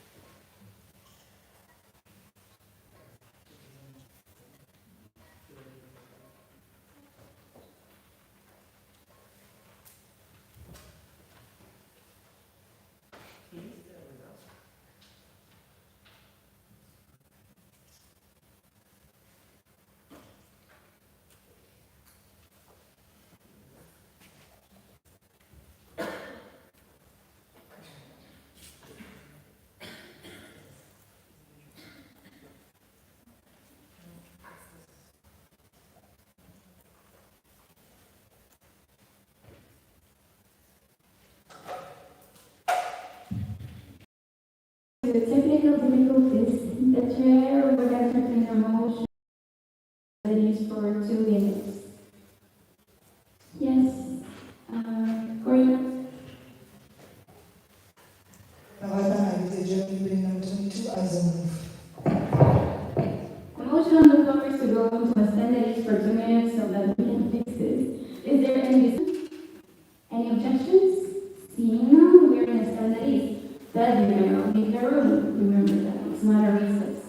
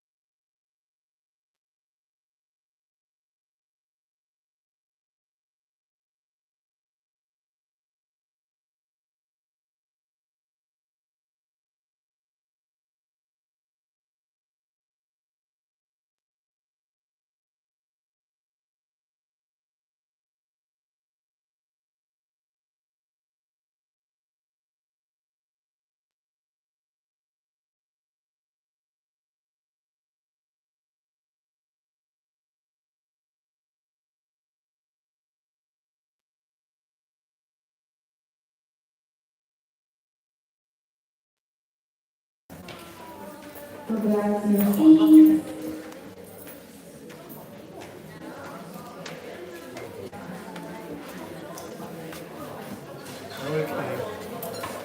Please quickly go back to your seats.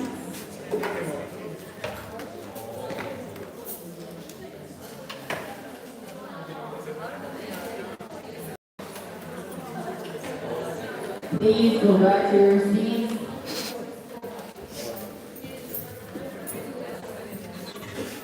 The chair calls this meeting back to order at 6:27 p.m. UTC +1. The meeting is now in order.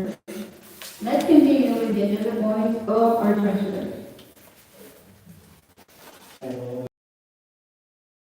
With some expectations surround just not only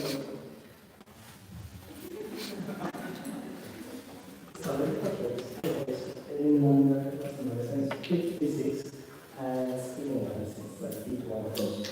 So yeah, it's been talks about GA bingo and some expectations to be met, so I'm trying not to meet those expectations. I'm just joking. Let's get tired about finances, guys. So we're going to talk a little bit about the tools so far that we've done, what the problems were, and what the answers so far. It wasn't the best of the things. We've had a few problems with funds, we want to ask us more information, we want to have files with us, but we managed to persevere. And about the projects that we managed to do, we have a lot of projects with MOD team to actually track back payments of missing amounts, to actually differentiate the development fund from the central fund, and actually have a better overview of the finances. let's have an overview. First of all, the income.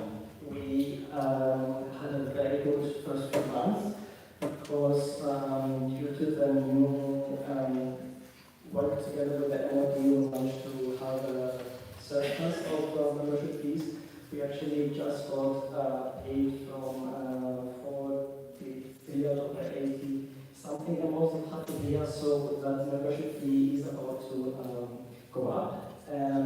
From the sponsors, we managed to get the sponsorships that were missing from last term, this term, and actually get that thing straight. We are still missing sponsorship from one company, but we are trying to figure this out also.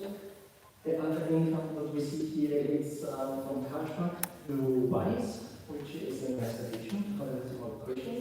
And so everything goes well on the income.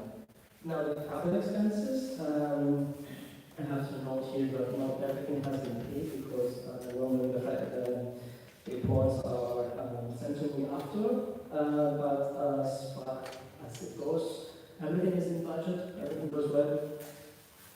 And now regarding the communities, we are still in budget. The only problem here you might see are administrative expenses. And the administrative expenses were this high because IG decided to charge us about 700 euros at the beginning of the year just to keep up to date with our contact information. A joke about the contact information, it is not up to date. I'm still waiting since 2 months to be registered as a treasurer of USA. So thank you very much for that. That is a problem that you will see also from the post-treasurer's problem. We are going to have to allocate more administrative expenses. The 500 allocators to half of the year, we cannot change something about it. And that's why we have like a surplus of expenses of that area. The thing is that I am confident that we are going to get it covered from here, and also not every expense listed here is going to get used. So we are going to see that how it goes. One way that we managed to turn down the costs is we got some dollars in our European bank, so that way we are transferring dollars without charges. So I'm trying to balance things out by allocating a little bit of the funds. Now the expenses and total. These are the expenses in budget. Everything's good. The only thing that's missing from here are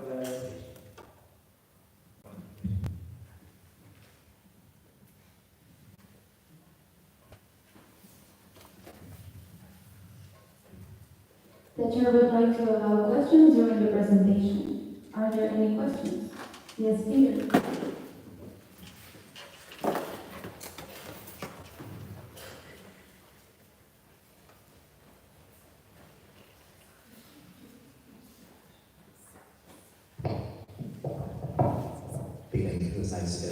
So sorry to interrupt. It is mostly because I realized that I do not understand the difference between budget and realize, and others might sit in the same situation.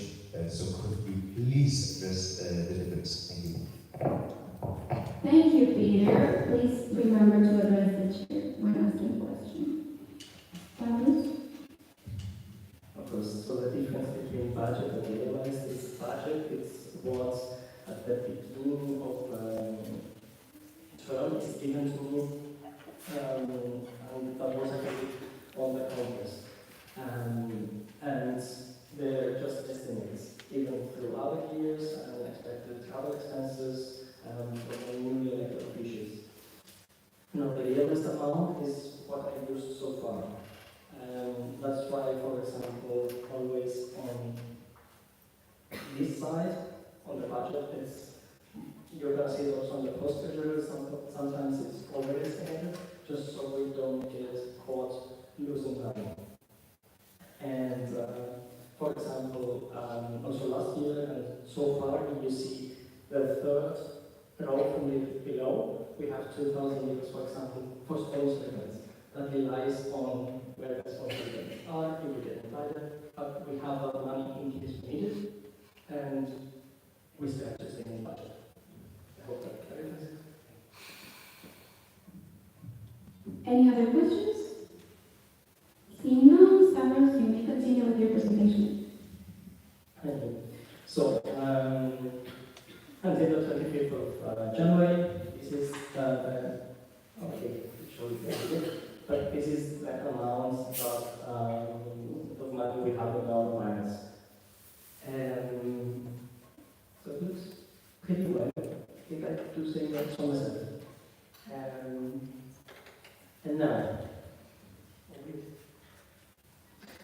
I would like to move for a budget amendment. That means that we have now the chance to use, according to changed plans of the committees, to allocate funds in a way that we have more budget for future events. So if we don't do it now, okay. If we don't do it now, we are going to have budget bound to a committee that actually we're not supposed to use. But if we change the amount, like for here, I would suggest under discussion with Susan to move 200 euros from the revenue network and 150 from the SCO to SCO. So on the left is what we have budgeted now. On the realized is what we used so far, and on the right is what I would like to allocate for the stock experiment. So Susan has a little bit more variability for projects of SCO. So let's think together. I move to approve the budget amendment for the IBC financial year 24-25. The motion on the floor is to approve the budget amendment for the IDSA financial year 2024-2025. Any discussion? Yes. Mariana?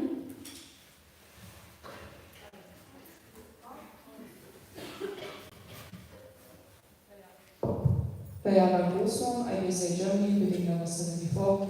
I don't know if I understood it correctly from the previous speaker, but is this, did the previous speaker talk about this with the committee coordinator and the committees that will this affect them?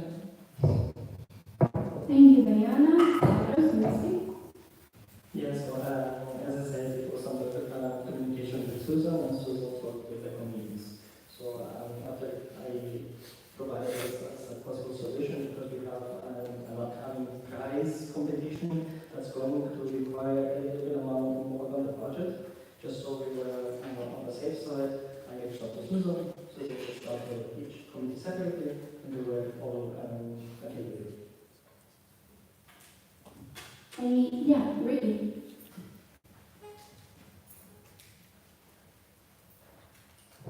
Because I'm visit Germany building number 77, I would like to know Expo's opinion on that. Thank you, Ricky. Is it?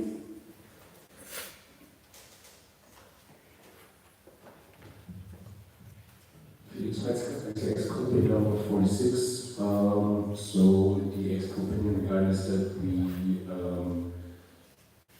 listen to the coordinator's opinion and the current plans of the committees and networks. So we are in favor of adjusting this this budget amendment in order to allow the committees and networks to do their projects they have planned with the additional money. Thank you, Felix. Any other discussion? Yes, Stavros.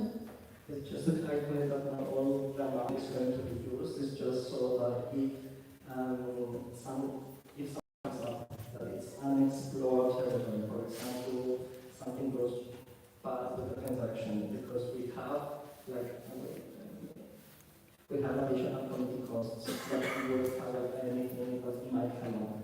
It's just in case that we have a little bit more money for Slovak because it's going to be like on the budget. Yeah, okay.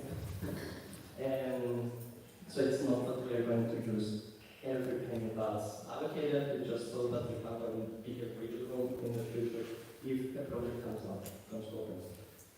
And also Slovak is the committee that has the most budget because they have also a website community and sometimes they ask for a little bit more, like we pay for this year.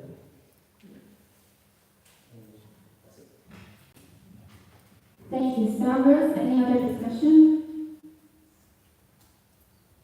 Any objections? Seeing none, the motion has passed.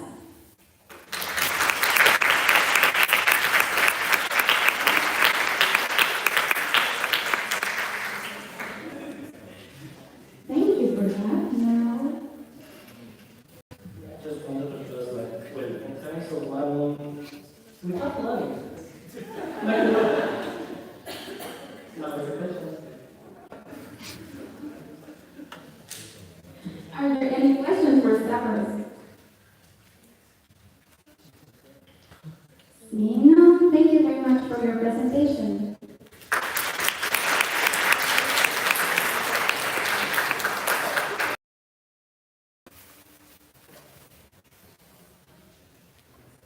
Now let's move on to the next agenda point, which is 15.6 Financial Report 2022-2023.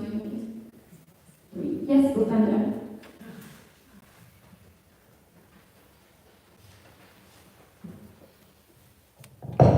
I is the Exco beginning pain. Just wanted to clarify everyone that the term is written mistake as 2020-2023, while it should have been 2023-2024, which is the past term. And so I just wanted to clarify before I read that. So Thank you, President. Then let's move on to this point. Yes,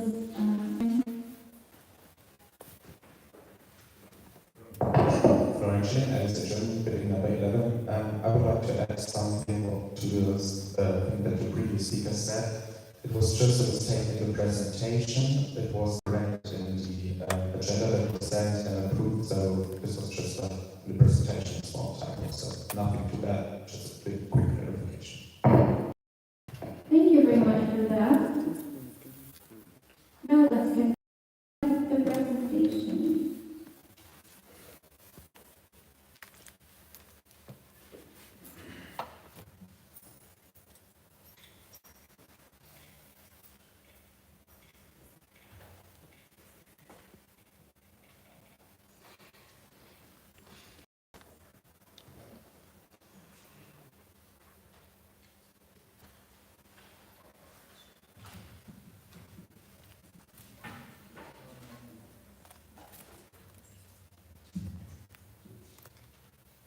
So now this presentation will be on our treasurer's status once again.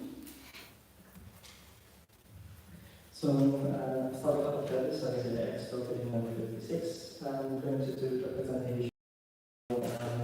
Receive the report of the auditors and having a discussion with the accounting. So, let's get hyped for the second time.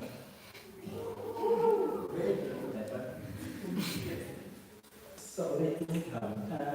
We had, during the last year, as I said, not received the money from our sponsorships, which were I allocated the money from Tesla's firm, which also looks legal, and she was supposed to get 15,000 from SIMA. The thing is, we didn't put it here because the management of the funds it's linked with the entrepreneurs, and everything was done on my part. So we left the 15,000, which the potential is missing on my part because it's something managed by me. And but no voice because the expenses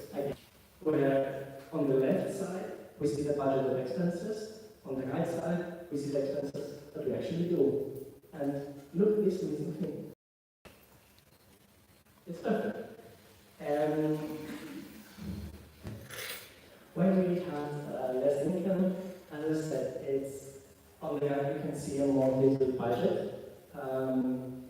The amount that was thought to be achieved was just not met. We have also fewer participants in the symposium conference that led to less central fund tax from the symposium on the conference. Too expensive. And here you can see with the red, I always forgot, I know how to use technology, but the only thing that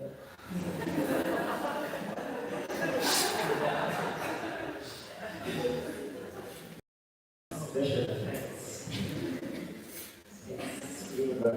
And so I think that you would see as a problematic is that there were a lot of expenses for the Congress. That was just because it was a little bit more difficult to travel to, but we had a list of all the expensive costs. But even though the expenses didn't move above the income, it was approved as expenses. And here, the alumni have to read the comments from this. I'm so sorry. And so, and it was spent way more because we had this SGA grant that came due to my term, but the money is shown here that it was spent, and that's just a problem that the auditors also mentioned. We had another financial year in an ISA year. So our year is between September and August, and all the financial years for the companies we work for, we just don't need us. We also have an alumni, a bit more expected, because the way that when they paid a fee, which led very little account to the central fund, and again, it was also alumni and delegates that weren't accepted due to a low volume of application, and that came to an over budget because we expected to be more developed. And it should be another thing. See the same problem that I mentioned before with the bank costs. It's not global anymore. It's something that I thought was just under my term, but with closing the books with Tesla, we found out it's not possible to work with 500 euros as bank costs. Sadly, we're going to take it into account while using the next budget. And here are the other expenses. We see that we were, and that's the biggest point, like we have a big difference of the budget and the costs. Because the costs are so low, they covered all the other expenses. And that's why in the end, everything went well. But of course, this one was a risk out of the game. Just this was actually in the video. Because on the left we see the budget, on the right we see what we actually need. In the reserve fund wasn't unexpected, but we said we are going to balance everything.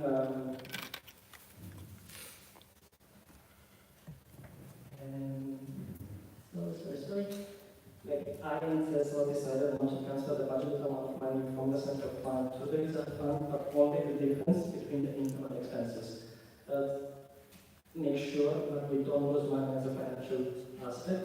And on the other thing is the difference would come out of the DDF fund.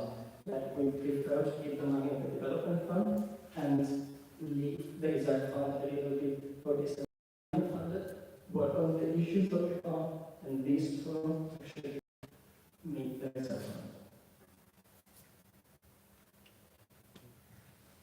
Okay. And this is the development fund. With what Tesla started at the beginning, with the income and outcome balancing out with the 500 above the expenses. And the income comes, as you all know, from donations, from everything was possible just because of donations from students. So it's amazing to actually be able to collect this money and do something good with it. And product of TESA, this is what is in the central fund with what I am working on. The reserve fund is which under major budgeting organizations it's not thought of that much, but to an I would say like student association, it's amazing to have our reserve fund. So it means everything goes back under my touch is still have that money. And extra the development fund that is going to be used well many years to come. A little bit go back to the development from TESA. And this was a meeting from the auditors. And the auditors actually produced a message. So I would like to move.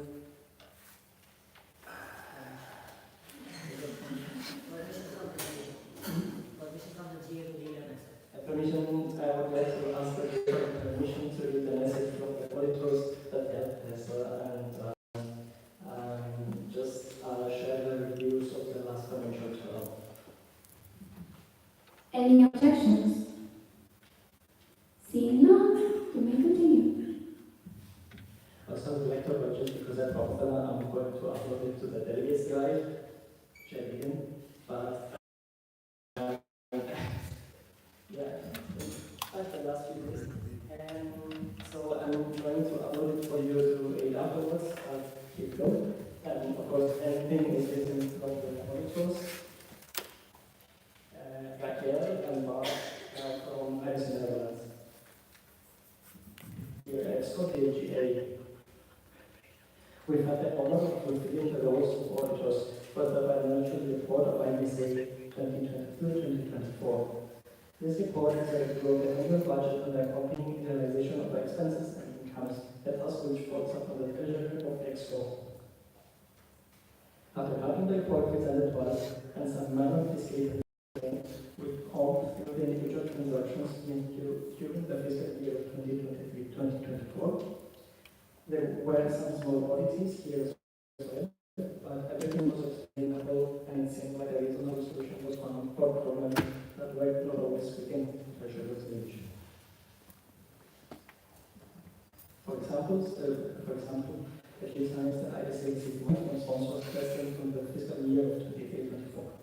But I got paid during the previous fiscal year, so on the year before also, or during the following fiscal year, the is already finalized, there's nothing the current treasurer can do to overcome this. This problem is an unfortunate side effect of sponsors using 20 years for the financial administration, where the IBC uses a financial year which starts and ends in September. Moreover, the lack of consistency in the IBC's administration between years also seems to add to this problem. This same problem also arises when certain expenses are during the 1 year, but to the duration of 2 years. In this case, the administration that realizes the expenses would have to ask for reimbursement from the other administration it is paid for. So it was what was going on with the development fund. I was supposed to ask money from the development fund to cover the gap in the reserve fund. This being said, SYMPOSIUM has a sponsor who does a lack of consistency between years seems to prohibit the more desirable execution or way of doing things. Other examples were some reimbursement, which is like a financial fee, but the initial request had the total amount that was given directly by EXCO or the treasurer. Here is something that I forgot to point out. During the OCM in Peru, they didn't provide receipts for some of the purchased items because they had an overcome of income. So they didn't get money from the development fund because they covered it elsewhere.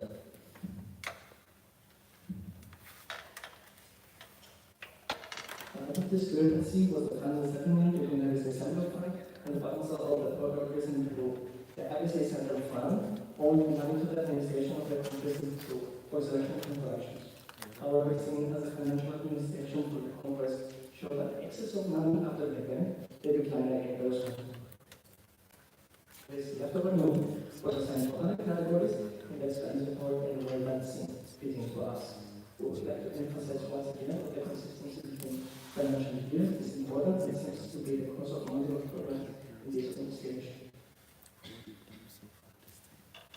While solutions were definitely found, it would benefit the ISA and its treasurers if the consistency will be achieved. Therefore, we urge the ISA to make sure that this is implemented for the future. One of the major steps to change this process is to make sure treasurers possess the standardized way of creating the administration, which seems to have been achieved this financial year. Nevertheless, we believe that the mentioned problems and activities were explainable and the solutions seem feasible. We believe the financials are as complete as possible and reported honestly. And regards, Bergen van Densen and Bart van Rossum.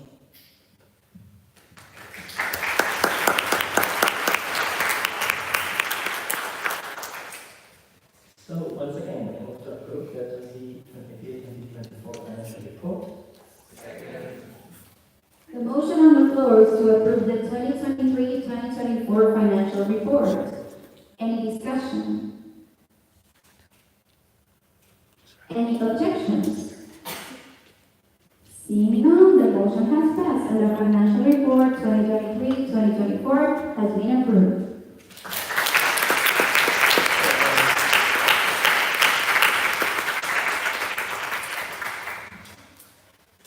Thank you very much.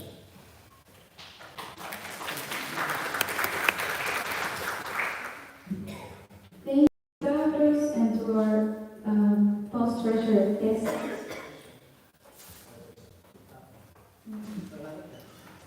Now, are there any questions about this presentation? No? All right, let's move on with the next agenda point.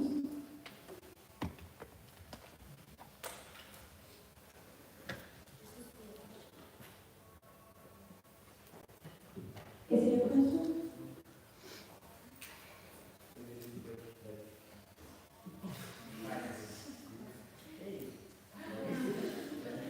This is not the way to go. I have to give you the floor and then you can speak. Here you may speak. Again, first I stand reading number 7. I move to go into a 5-minute recess so that they can read quickly and those who are the next question. The motion on the floor is to go into a 5-minute recess. Any discussion? Any objections? Seeing none, the motion has passed and we are in a 5-minute recess.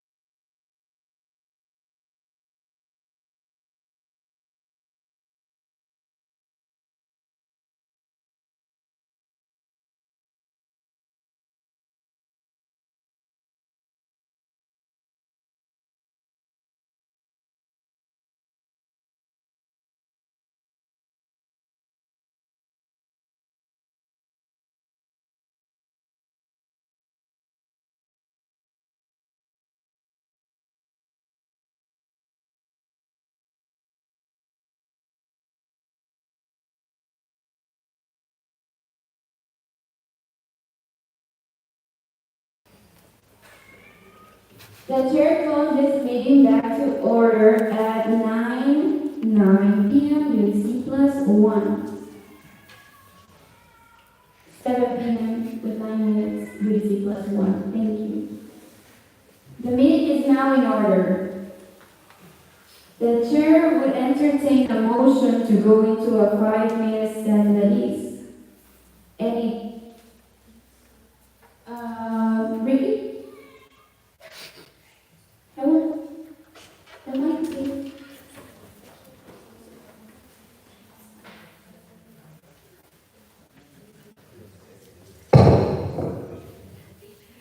Executive Session Germany bidding number 7 as well. The motion on the floor is to go into a 5-minute stand at ease to do an emergency. Any discussion? Any objections? Seeing none, the motion has passed.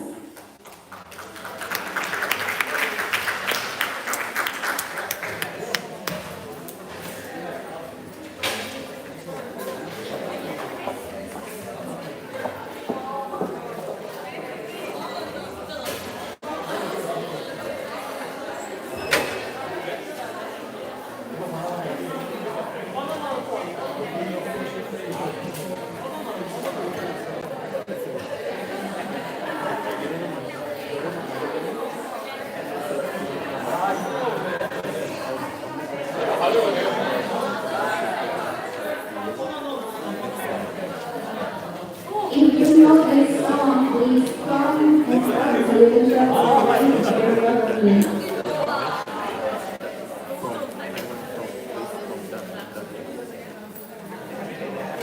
It's there. It's good for me to read. I'm just saying, you'll see it. The way this it just continue. But that's okay. Tell us what you've done. And why you did what you did. How many pages do you have?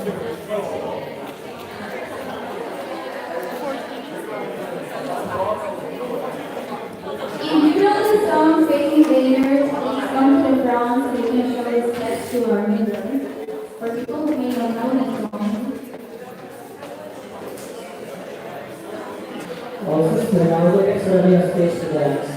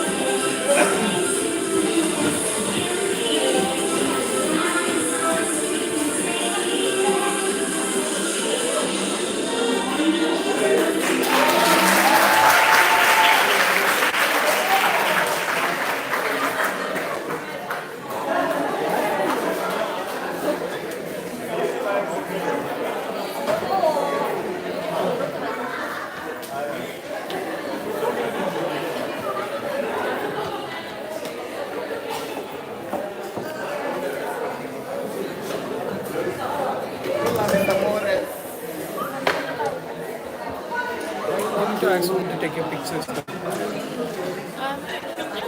Hi guys. Oh, no one is live.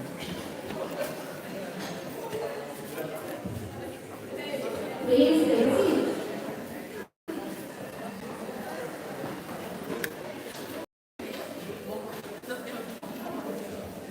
Please take your seats. We are about to get started.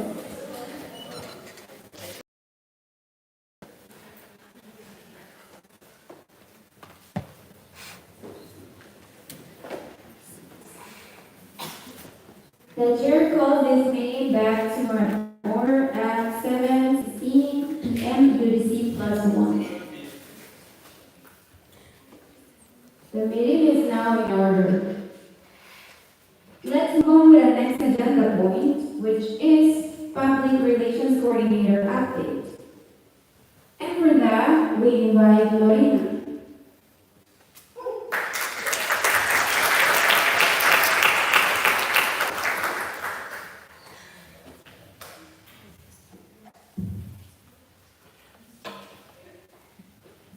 Lorena Maria Bucano, I committee member 26. So first of all, hello everyone. I'm trying to present you what we did for the past half of the term. And I would like to start by introducing our team. So all of my secretaries are actually shared because sharing is caring. And here we have Cindy, shared with DAB, Seth shared with Secretary General, Joel shared with ERO, Halima shared with 60, and Rebecca shared with MOD. I hope to give all my secretaries a big round of applause for their hard work and creativity for this term. The motion on the floor is to give the PRC team a big round of applause for their creativity and hard work this term. Any discussion? Any objections? Seeing none, we can let it go.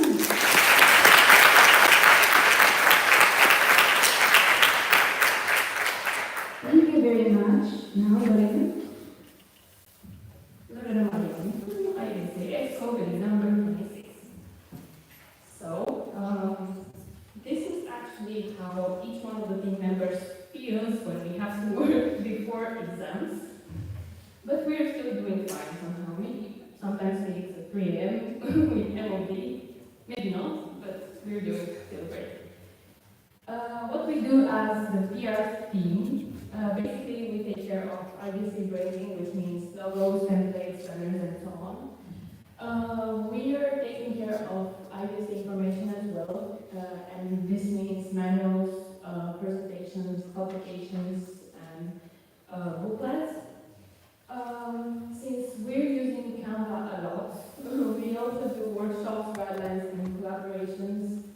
That's basically all included as trainings. And about this topic, we are going to have a workshop on Canva in collaboration with SGA that is already planned and discussed. It was just postponed because we had to take care of this symposium, SGA. And also included in our task is to take care of IBC platforms, which means all the social media and website management. First of all, about the IBC global posts and tools. This term we decided to move from requesting posts via Google Form to ClickUp, which is a platform for task management, and that works really well because now we're able to assign each one of the members or a specific secretary to take care of a post. And also we can see the progress and we can all add the deadline and all documents needed in that platform. And this helps us organize even better. And after that, we are directly moving to Canva to start creating it, adding all the details presented before on ClickUp. And after all, everything goes on our pages, which includes Instagram, Facebook, and LinkedIn for now.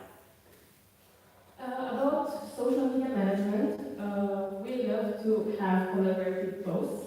So most of the times we have posts in collaboration with MOD and DP pages and committees and networks corners. And also on requests, we have posts on collaboration with our partners. What's new for this term is that we're gonna reactivate the which was Twitter before, thanks to Joel, because he emphasized the importance of this app in his region, especially for partners and sponsors. So now we started taking care of this, and he also offered to help me create some guidelines for that. We also had some official backgrounds made for the online meetings and business cards. Joel took care of that as well. And we created the official t-shirt design, and for this, Seth helped me a lot because we basically had to, yes, here we have an example of official t-shirt. We had to create around 40 samples, so yeah, it took a lot of time. About the pages that we're collaborating with, we are collaborating with MOD page, which is very, very important, especially because a lot of posts that we have are related to regions and so on. And for this, we have Rebecca that is in charge of it.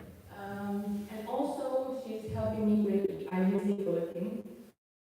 And for this term, again, we came with a small change on how we're organizing things, so that's why we have a bit of a delay with that. But we are working on that, and I think the changes are really good.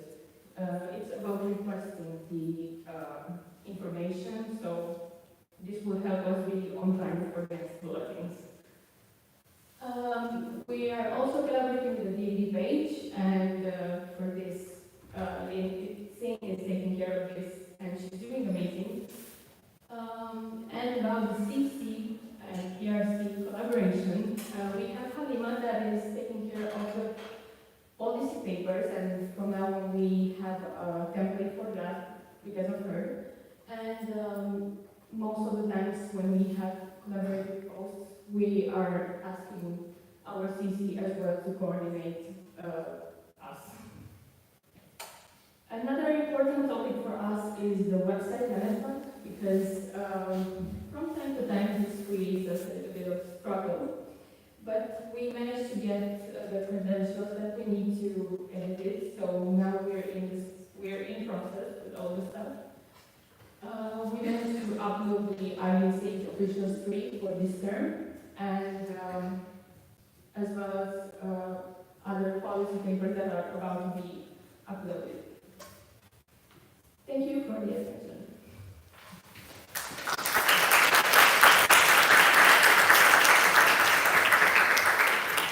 Thank you very much, Lorena and PRC team, for all their work throughout this term. Are there any questions? Yes, Abhish. This one I was saying library number 25, so it's a point of information. The image that you see in front of you is from the IBSC website. That image is from the previous MOROCCO symposium. It is in front of the small animal clinic that we visited today actually, from the streams. So, fun fact.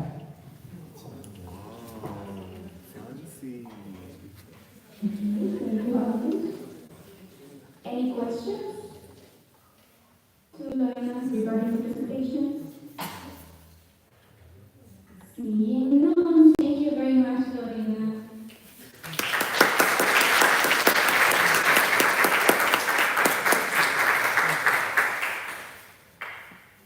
Now, let's move on with agenda point 15.8, Development Ed Director Conference. And that's John.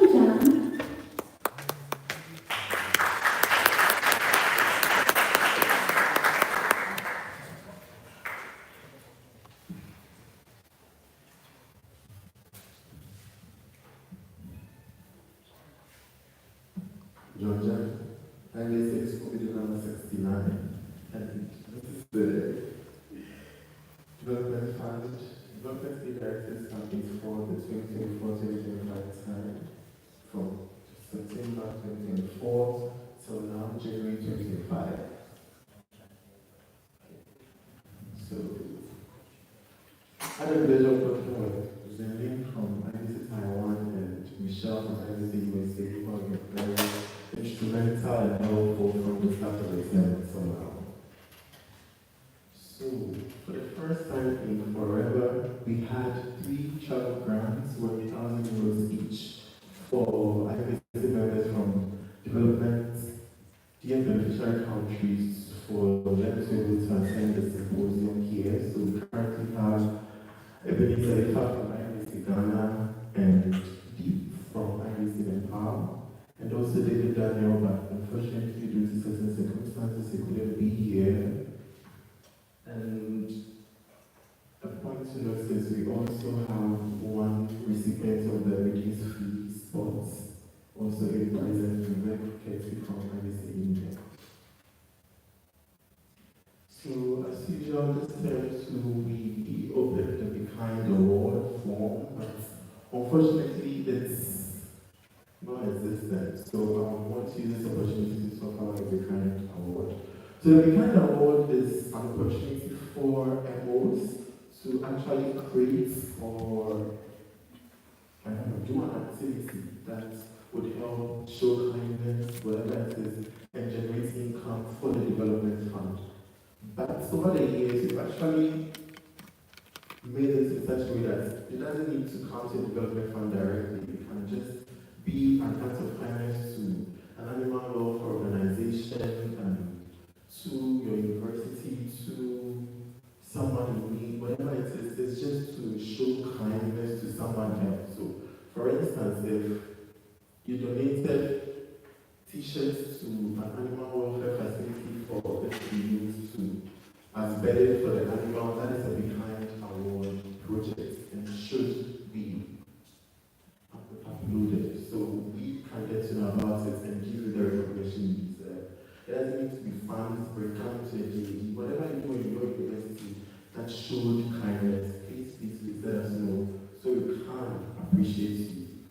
So on that note, I would want to tell you or formally tell you to please pay attention to the behind award rules.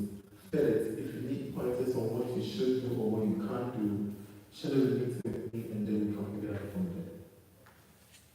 Also, the usual membership fees sponsorship projects. So this time, with the help of the treasurer, we revised the membership fees sponsorship project. So we introduced a new thing known as categories. So all these categories you see are based on the dear beneficiaries' membership fees. So category 1, 12 to 15, category 2, 20 to 25, 50, 60 to 70, and 112 to 120 are all categories where MOs that benefit from the DF can be found. So that does not necessarily just to state, that does not necessarily mean that no amount lesser or higher than this won't be accepted. Whatever amount you can, whether €1, 0.5, whatever it is, please donate it to the development fund. It's going to go a long way to help someone in need. And fortunately, we have one donation that is €23.93 from IBC Belgium under the sector. Thank you. So next, thank you IBC Belgium. So next is the IBC merch. So as you can see, people beautifully wearing the IBS merch, that is the hoodies. So for this time, we have hoodies, we have straps, we have high t-shirts, and we have masks for doing soon. So thank you all for those who actually patronize the development fund. Your donation is going to, or your purchase is going to go a long way to help us. And then the live and the silent auction. So every Congress is simple that we have live and silent auction. In due time, we'll show you the live auction. We had a silent auction yesterday and it was amazing. Bed on items, everything is gone. And thank you so much for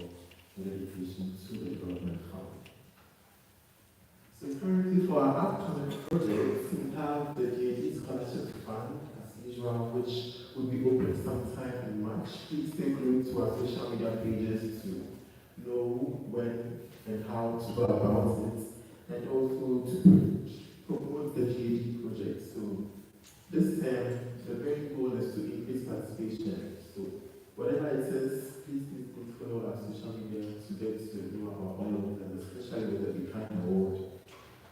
Any activity that shows kindness, any donation, any kind of please just put it in the kind of form.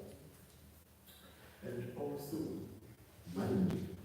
So this is a QR code to all the GS, the development funds, accounts, PayPal, Venmo, donor box, Stripe, ING, whatever it is, it's in there. So if you're feeling generous right now, you can just scan it and donate something. Even €1, take it. So just 2 minutes.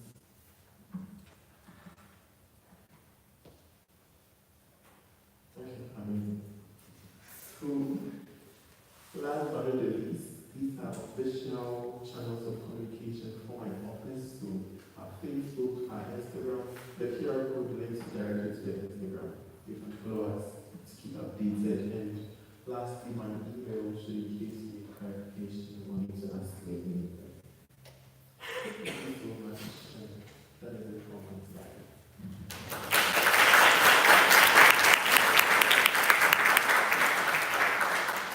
Thank you, John and the Navy team, and also IBC Belgium for their contribution. Are there any questions about this presentation to our DAD, John? See none. Thank you very much, John.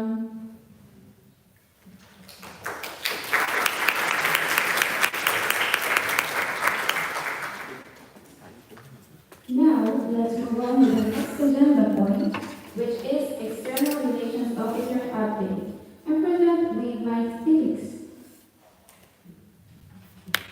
This is ex-complete number 46. Thank you very much, Mary. This is also the last presentation of today, and then we can go to dinner. So, I'm giving this presentation on behalf of Nicolai Delacour, our current External Relations Officer of Denmark. And this is her and her amazing team. And I also want to thank all of them for their hard work. And it's really unfortunate that you can't be here today because of the change of dates. For the SYMPOSIUM SGA, however, she did some amazing work together with her team, and I'm thankful to have them here as United States officials. So, to give you an update about our sponsors, first of all, we have Berliner Institute, our diamond sponsor, and as mentioned, they are diamond sponsor of IBSA, and we are currently discussing with them about the new IBSA sponsorship tiers that were basically published last term by the old officials, and they were actually not as pleased about the raise of money we were demanding as IBSA Global by our diamond sponsor. So we are right now discussing how we can adjust that we fulfill our needs and we need more money for IBSA, but also that we understand that they cannot pay as much as we want for not an increase of work from our side as well. So we are right now actually meeting every month, which is going very well. They're very pleased about that, and we are in good talks. And we are working on a new MOU that should be finalized in May, June, and you will get an update about that at the Congress in Taiwan. Then we have Royal Canon. There was a big bit of communication in the last term already, and when we started this term, they approached us and said, hey, we need a report about your work. So we created a report about our events and IBSA collaboration between Royal Canon in general, and they were really pleased about that during the meeting. There were good talks about continuing sponsorship. And right now we are waiting to set up another meeting to also basically same as with Marina to better talk about what their needs are from us and what our needs are from them as a sponsor. Then we have SIMA. With SIMA we also worked on having more regular meetings, which are in this case quarterly meetings, so every 3 months. We also talked to them about renewing the MOU, including the SCORE and SIMA grants. And we're also currently working on the Student of the WBA. And we are also discussing additional projects, but right now the priority is to secure the ongoing projects we have, because these are worth a total amount of 15,000 euros. So this is the main priority, and then after that we would like to add additional things. Then we have unfortunate news. IBC Agencia, former sponsor of IBC Global, were really unresponsive at the start of the term. They also didn't pay the sponsorship amount for the last term. Multiple reminders were sent to them, and then all of a sudden in January there was an email sent by them that they cannot continue the sponsorship for IBC Global. The sponsorship itself was worth 5,000 euros. So this is really unfortunate, but basically the clarification for that was that because of COVID, they right now are still facing so massive financial problems that they cannot give the money to us at the moment. However, we are trying to stay in contact for a new agreement in the future to collaborate again. Other projects. Updating our sponsorship booklets for IBC Global communities and networks, but also regions. We are in progress of updating them. We also working on an IBC internship opportunity list in collaboration with communities and networks to have a list about projects worldwide that are approaching us and asking if we could advertise it for them.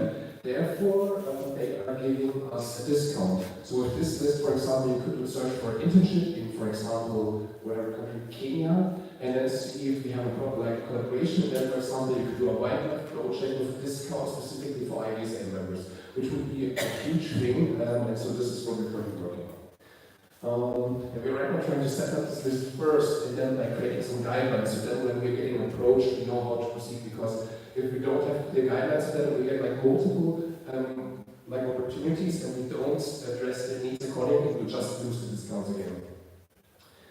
Then we're also helping the external relations of communities, networks, and regions. So whenever they would like to work on sponsorship, we try to be there for them and help them as good as we can. And we are currently working on a sponsorship outreach list, including pharmaceutical companies, nutrition companies, but also flight companies, to find new sponsorships for IBSA to get more money and also make it easier to attend our events. So what are our goals? We want to continue improving the current communication to partners and sponsors. We want to find at least one new sponsor for IBC Global, now considering that IBC Evidencia left us. But this was the goal beforehand anyway. We want to have IBC Taiwan securing more sponsorships for the 74th Congress SGA. We want better internal structuring of contracts and data, because there was also an issue during the term that some contracts were not listed clearly, and we spent a lot of time looking through old emails trying to find answers on our questions. And we want to help other parts of IBC Global to get sponsorships. That's basically the different questions you can always ask me, and also reach out to Nico Lee via externalations@ibsa.org. Thank you very much.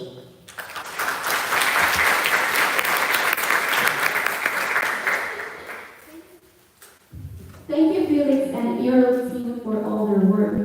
Are there any questions? Seeing none, thank you very much, Felix. And with that, the chair would entertain a motion to adjourn this meeting. Yes, hello.